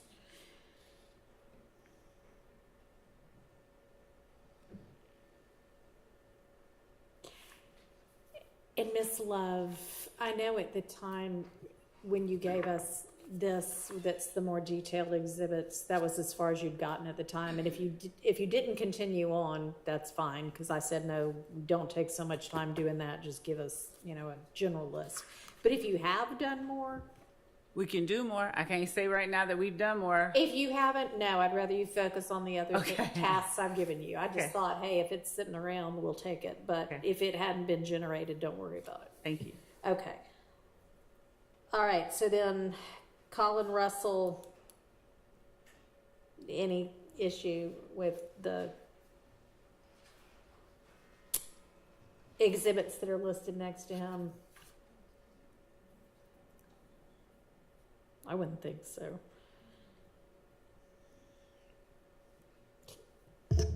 Would y'all mind responding so I know the answer, somebody?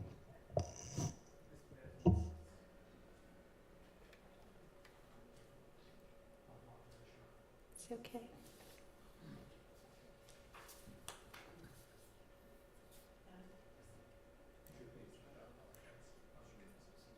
Okay, so, no, I was just moving down through the witness list. So we're on Colin Russell now. He's on page 9, number 36. Does anybody anticipate issues we need to litigate beforehand with regard to any of the exhibits that are gonna come in through him?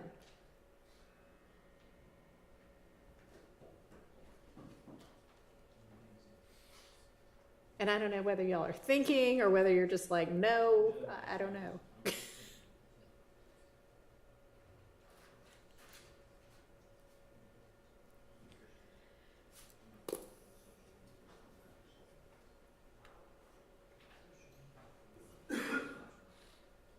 No issues for that particular. Okay. Is everybody good? Does anybody need a bathroom break? I assume y'all will just tell me if you do, but silence equals assent, I guess. All right, DeJuan Maynard on the next page, social media. Any issues on that? That's gonna be his own social media? Yes. Okay. No issues, Judge. No issues. Okay. All right, is there any issue, everybody has all the body cam that might come in, right? Got it all. Okay. Okay, number 41, Officer Francis, social media, is that somebody else's social media then? At That would be point? screenshots that the victim sent to Okay, We have that. Officer No issues. Francis. all right.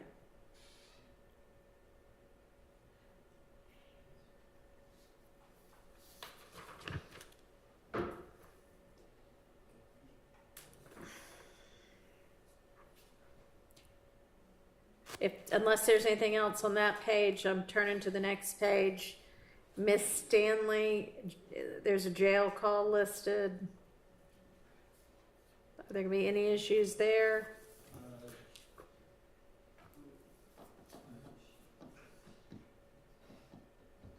No issues for that, Your Honor.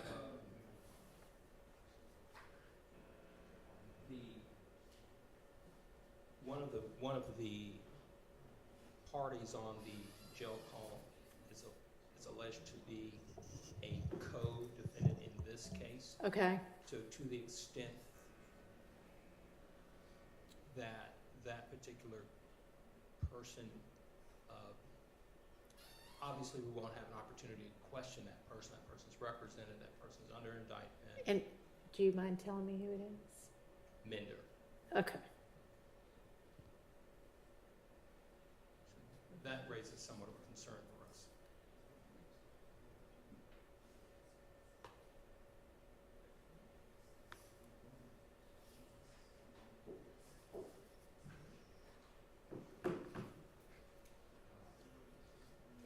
because y'all aren't, in what concern exactly? Clearly wouldn't have an opportunity to cross-examine that person. That person obviously is under this indictment. It's not on the witness list as a witness. So the issues that arise with respect to that concerns us, obviously. All right. Your Honor, I might be incorrect, but I think we've already litigated that and sent the court the order. I'm checking with my Okay. team.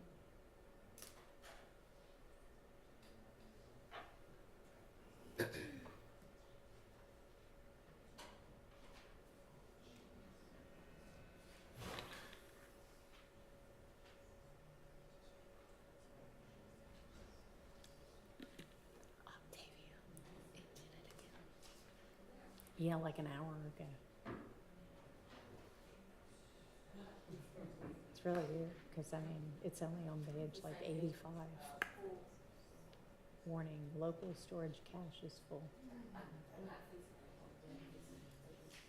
I mean, if you want to. I really like that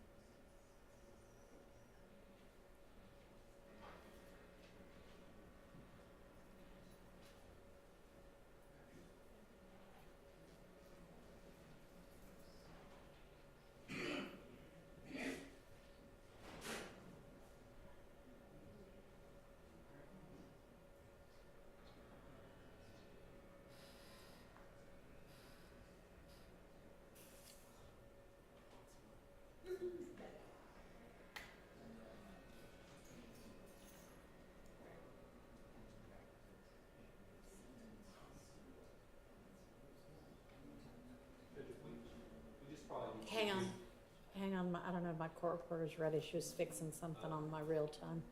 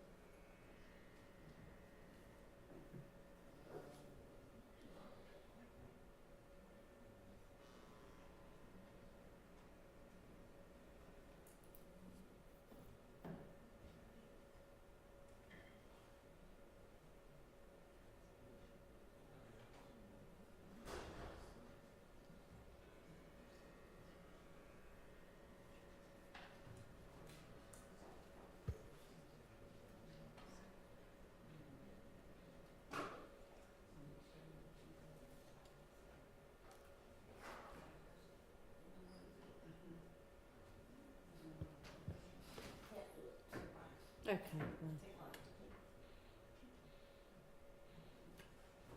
All right. She's, I think, ready now. Are you ready now? Almost.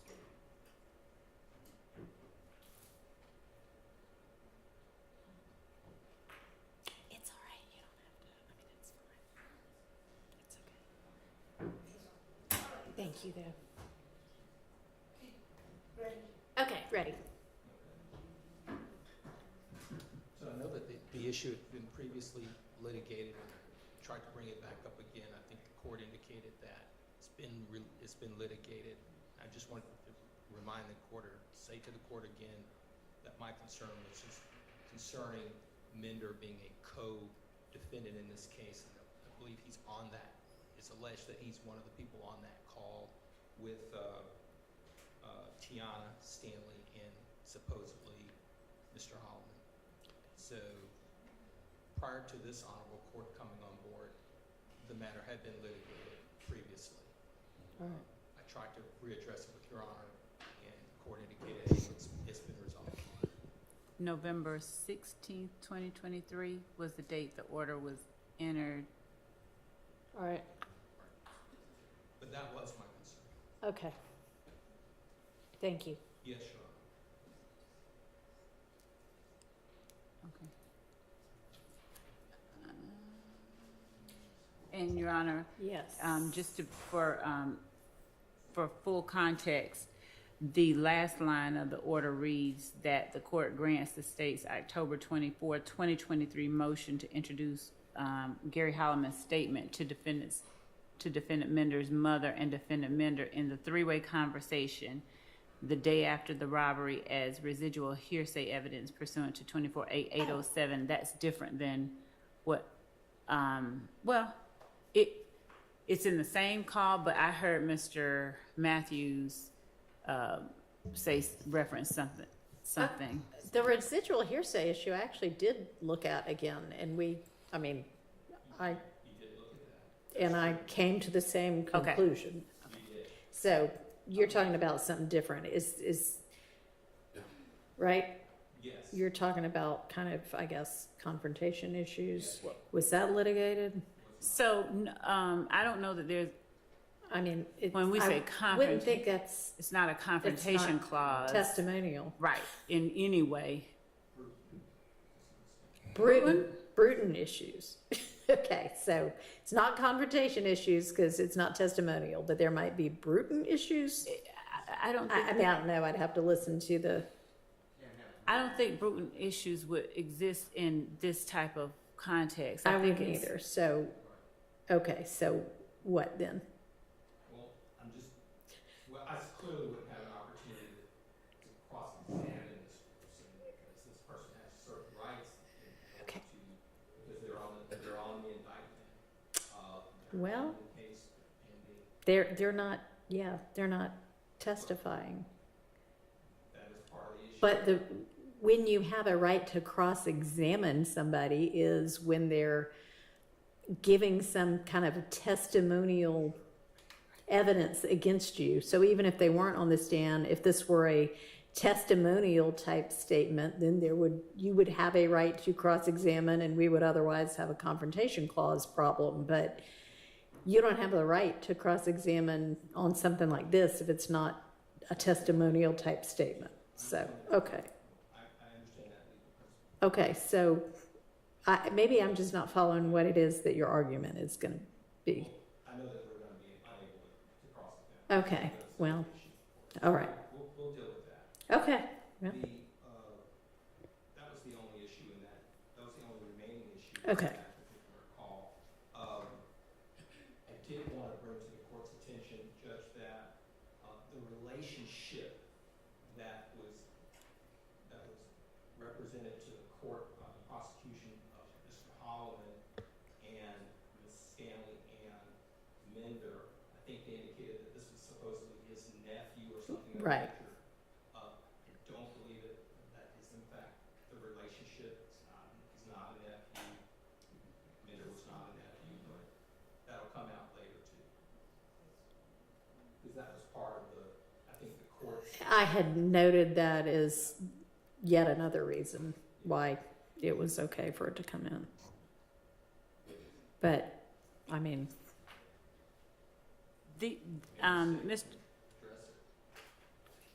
So I think that Mr.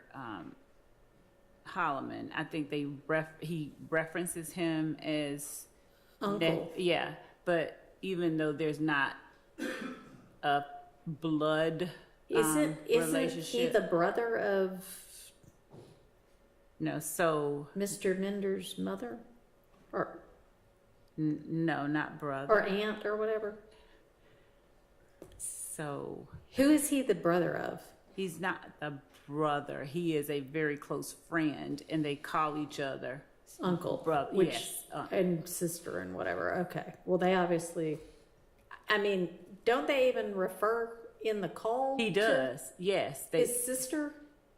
Or He refers I know to- that they call him uncle or unk or something, but I thought there was even a reference in the call to one of the people being his sister. there are those types of references without listening again, but they are calling one another those types of family names. Even though they're not blood relation. Correct. Because they obviously feel that close to each other. And Yes. there are times when, somebody's a close family friend, but they're considered an aunt or an uncle. So it apparently is that instead. So, okay. Thank you, though. Your Honor, Yes. on that issue, I join the Honorable Mr. Matthews, and I understand you ruled residual hearsay under 24-8-807, but that's supposed to be used very rarely. I know. And yes, it's not, I agree, it's not brutal, it's not testimonial. It can't be brutal because it's not testimonial. But this is an overt act, and it's therefore applies to everyone. So under 403, I know I'm going to ask for a limiting instruction if your ruling stands, but that's a very tough instruction when it's a overt act in a RICO case, because it's the same thing like the conviction by the jury of Mr. Ryan that we discussed yesterday. You're telling the jury you can use it against person one, but not against the other five. But it's an overt act that they can use on one person's verdict form, but not another. And I just don't, I would ask the court, since it's 807, which really has to be like prior sworn testimony that was cross-examined or a dying declaration, I would just ask the court to potentially reconsider or allow a limiting instruction that will help you craft, of course, if you approve it, but otherwise, I don't know why it comes in against Mr. Williams. Okay, so those are two of the examples of types of evidence that come in under 807, but that's not the entire universe. So the fact that it isn't either of those two things isn't determinative or dispositive. And I don't know that a limiting instruction would be appropriate here. And you're welcome to craft one and present it, and I'll consider whether I think it's appropriate, but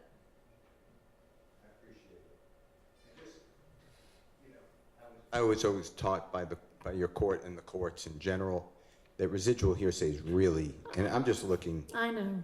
it says, if you don't mind, it says, it must be equivalent to cross-examine former testimony, statements under the belief of impending death, statements against interests, and statements of personal or family history, not just that people are related, and that these categories of hearsay have attributes of trustworthiness not possessed by the general run of hearsay statements that tip the balance in favor of introducing the information if the declarant is unavailable to testify. And that's another thing, and that's, by the way, I was reading out of ASH, ASH versus State, 312 Georgia 771. It's in division. It's in division 3B as in Barry, and that's 2021. But also, a person to that conversation is available to be cross-examined. I'm not talking about a person with a Fifth Amendment right, but there's another person who I believe is available to be subpoenaed and is on the state's witness list. If I'm wrong, I don't want to be wrong, but I believe that what I said is accurate, that the person is here in Atlanta and could be subpoenaed. So I would ask again. And who is that? Miss Mender, but that, if Mr. Matthews can help me with the name. Who? So we're referring to Tiana Stanley. Okay. And then obviously, that's who we're referring to. Okay, so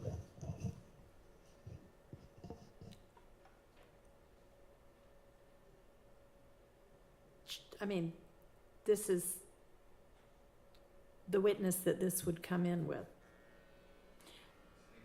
So, we do have Tiana Stanley on the list. She's witness number 45 Right. on this. I mean, that's Right. who it's coming in through. Right, that's what we have, that's literally the evidence that we have next to her. And, of course, the court's aware that Mr. Holloman is deceased, and so it falls squarely under, we believe, the court made the right ruling, 24-807. We believe all three requirements under the statute are met. Okay.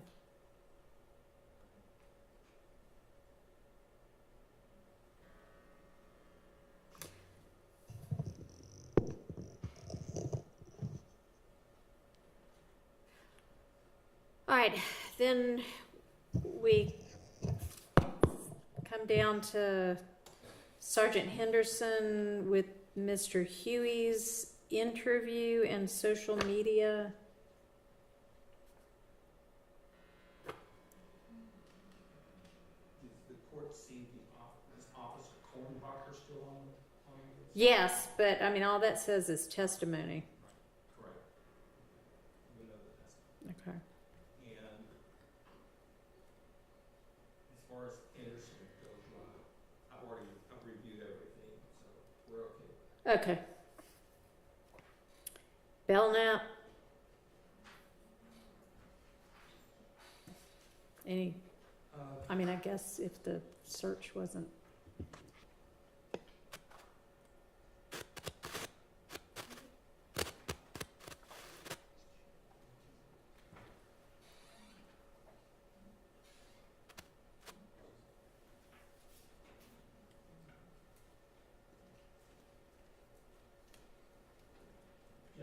respect to Belknap, on that, what's on Belknap for us, Judge, is some items that were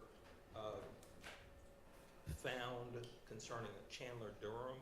And our position is that this particular information that this investigator would testify to is not part of any overt acts. I don't believe Chandler Durham is on the witness list. I don't believe it's intrinsic. So I would argue that that information should be kept out. Ms. Love?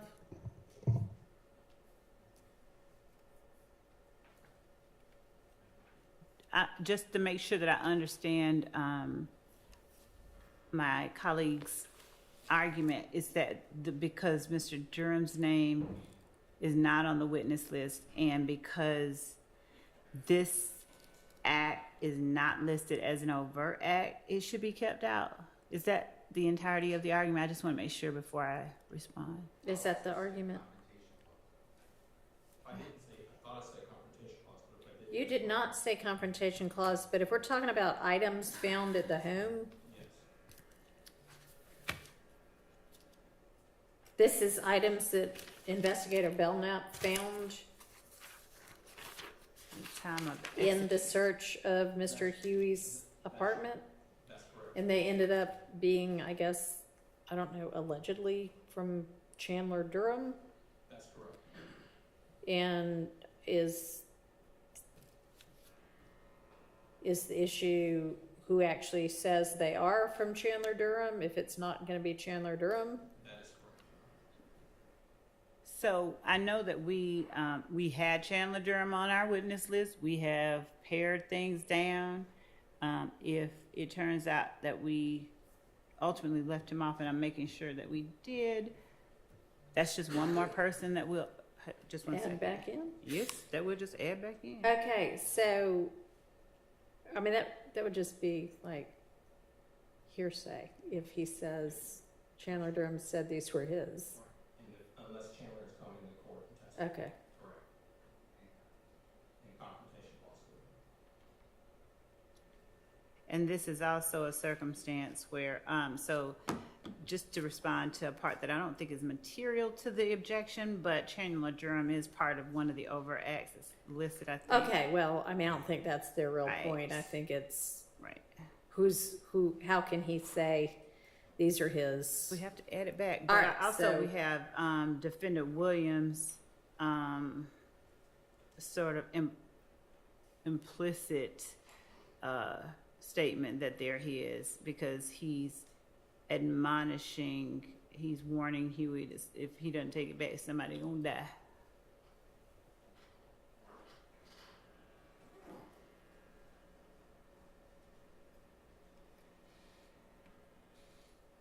But that's just, so we, Yeah. Well, I guess maybe, even though I appreciate your efforts to pare down your witness list, this is one witness you're gonna need to add back.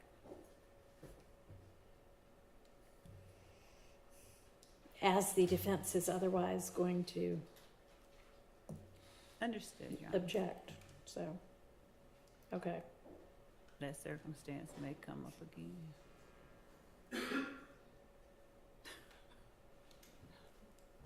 All right, Officer Gordon, Phoenix video. I think the court has already ruled on that. All right. And then Bernie. Yep, we've talked about him already. And then when we turn to the next page, page 12, this is one of those subsequent allegedly intrinsic acts, and I know I ruled on 2 and withheld ruling on 2. Yeah. And this is, I think, one of the ones that I ruled out. It is. So we can eliminate that witness if that's all they're testifying to, right? We were at, Hmm? we was trying to find, was it Captain? I don't know, I'm on page 12, witnesses number 51 and 52.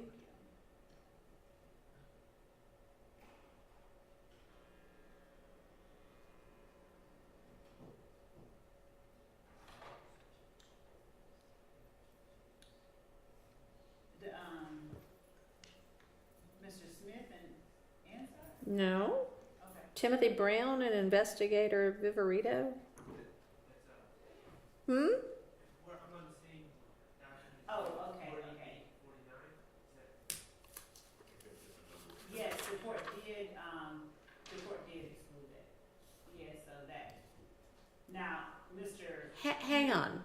So 48 and 49 were Belknap and Flores, and we have moved on past them. I think we're looking at different, We must be looking at a different document then. We have different numbers, I think. 48 for us is Deputy Timothy Brown, 49 for us is Investigator Burrito. Okay, well, I don't know how that happened. I've got either an earlier or a later version. I don't know. Well, we have What does yours 48 say? is Belknap, 49 is Timothy Brown. Okay. Well, what is the last witness number y'all have on yours? Last one that we have on ours is witness 105. That's Lieutenant Lynch. Okay, so you know what? I remember you saying at some point, I've added 2 witnesses, so it's different, and it maybe y'all are just looking at a different one, but the 2 witnesses, obviously, we just maybe. So you have 48 as who? 48 is Deputy Timothy Brown. Okay. And I have that as 51, so somewhere above that Yeah, are somewhere- 2 witnesses who, I don't know. Do you remember the 2 witnesses you added in? I'm looking back.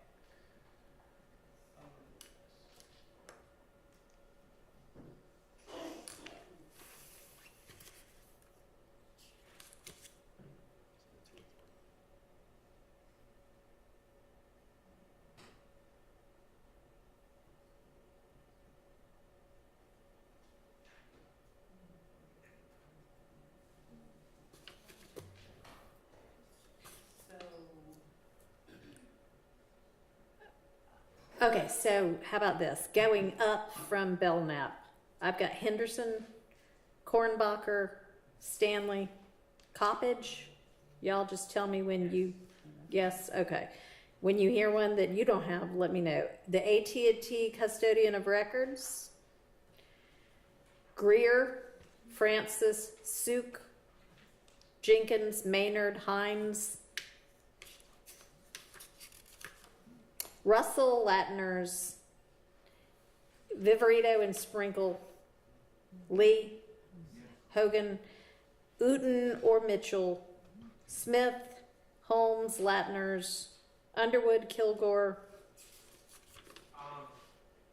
maybe our issue is some of, like, Latner's Yeah. at 79. Oh, there's no number for it. Okay, so it's no number for yours either? No. Okay, so that doesn't explain, okay. Okay. Munson, Arnold, Dennis, Jenkins, Hill, Battle, Turner,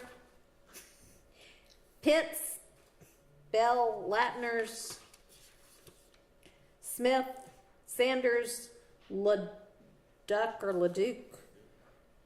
Maybe, yeah. What's on here is Zatha, that's really Atha. Reed,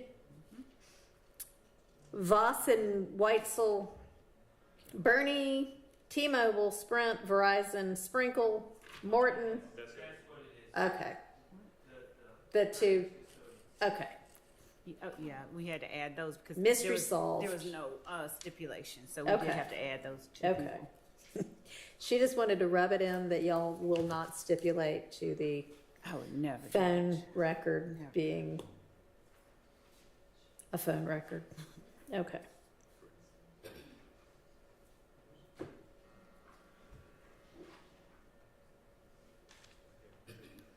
All right, so anyway, back to Timothy Brown and Viverito on that issue. We can strike those 2 witnesses because that evidence is not coming in.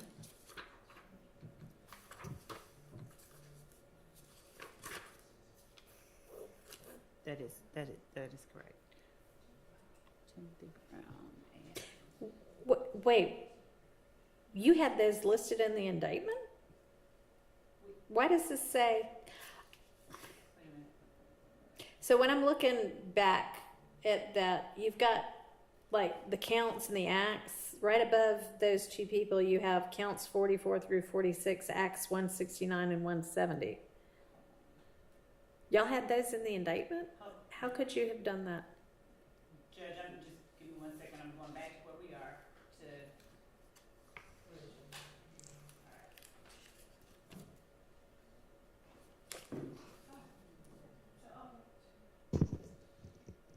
Yeah.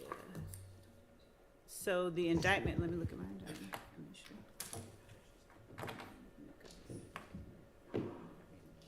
Let me sure.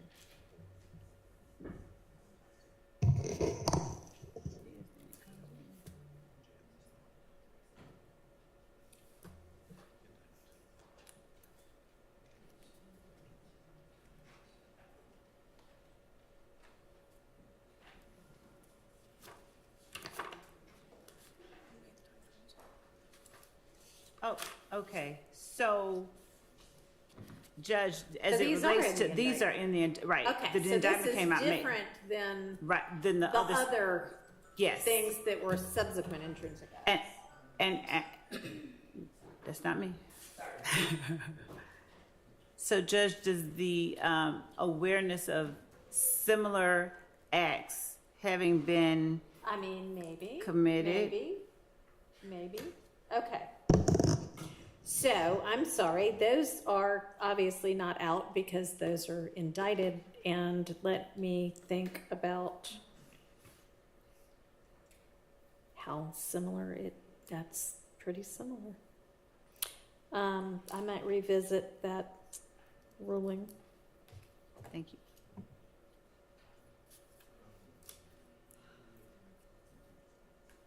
Not sure y'all made that argument at the time we were talking about it before.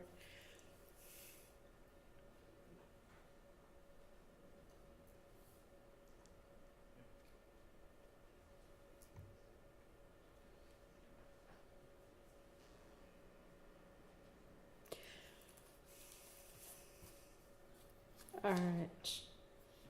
What do you say we break for the day, y'all? I'm okay with that. I say we break for the day. All right, and do we have any word? Okay.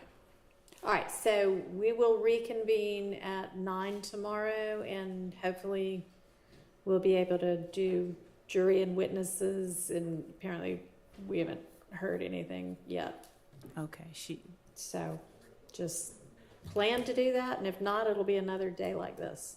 yes, Your Honor. Okay, thank you all.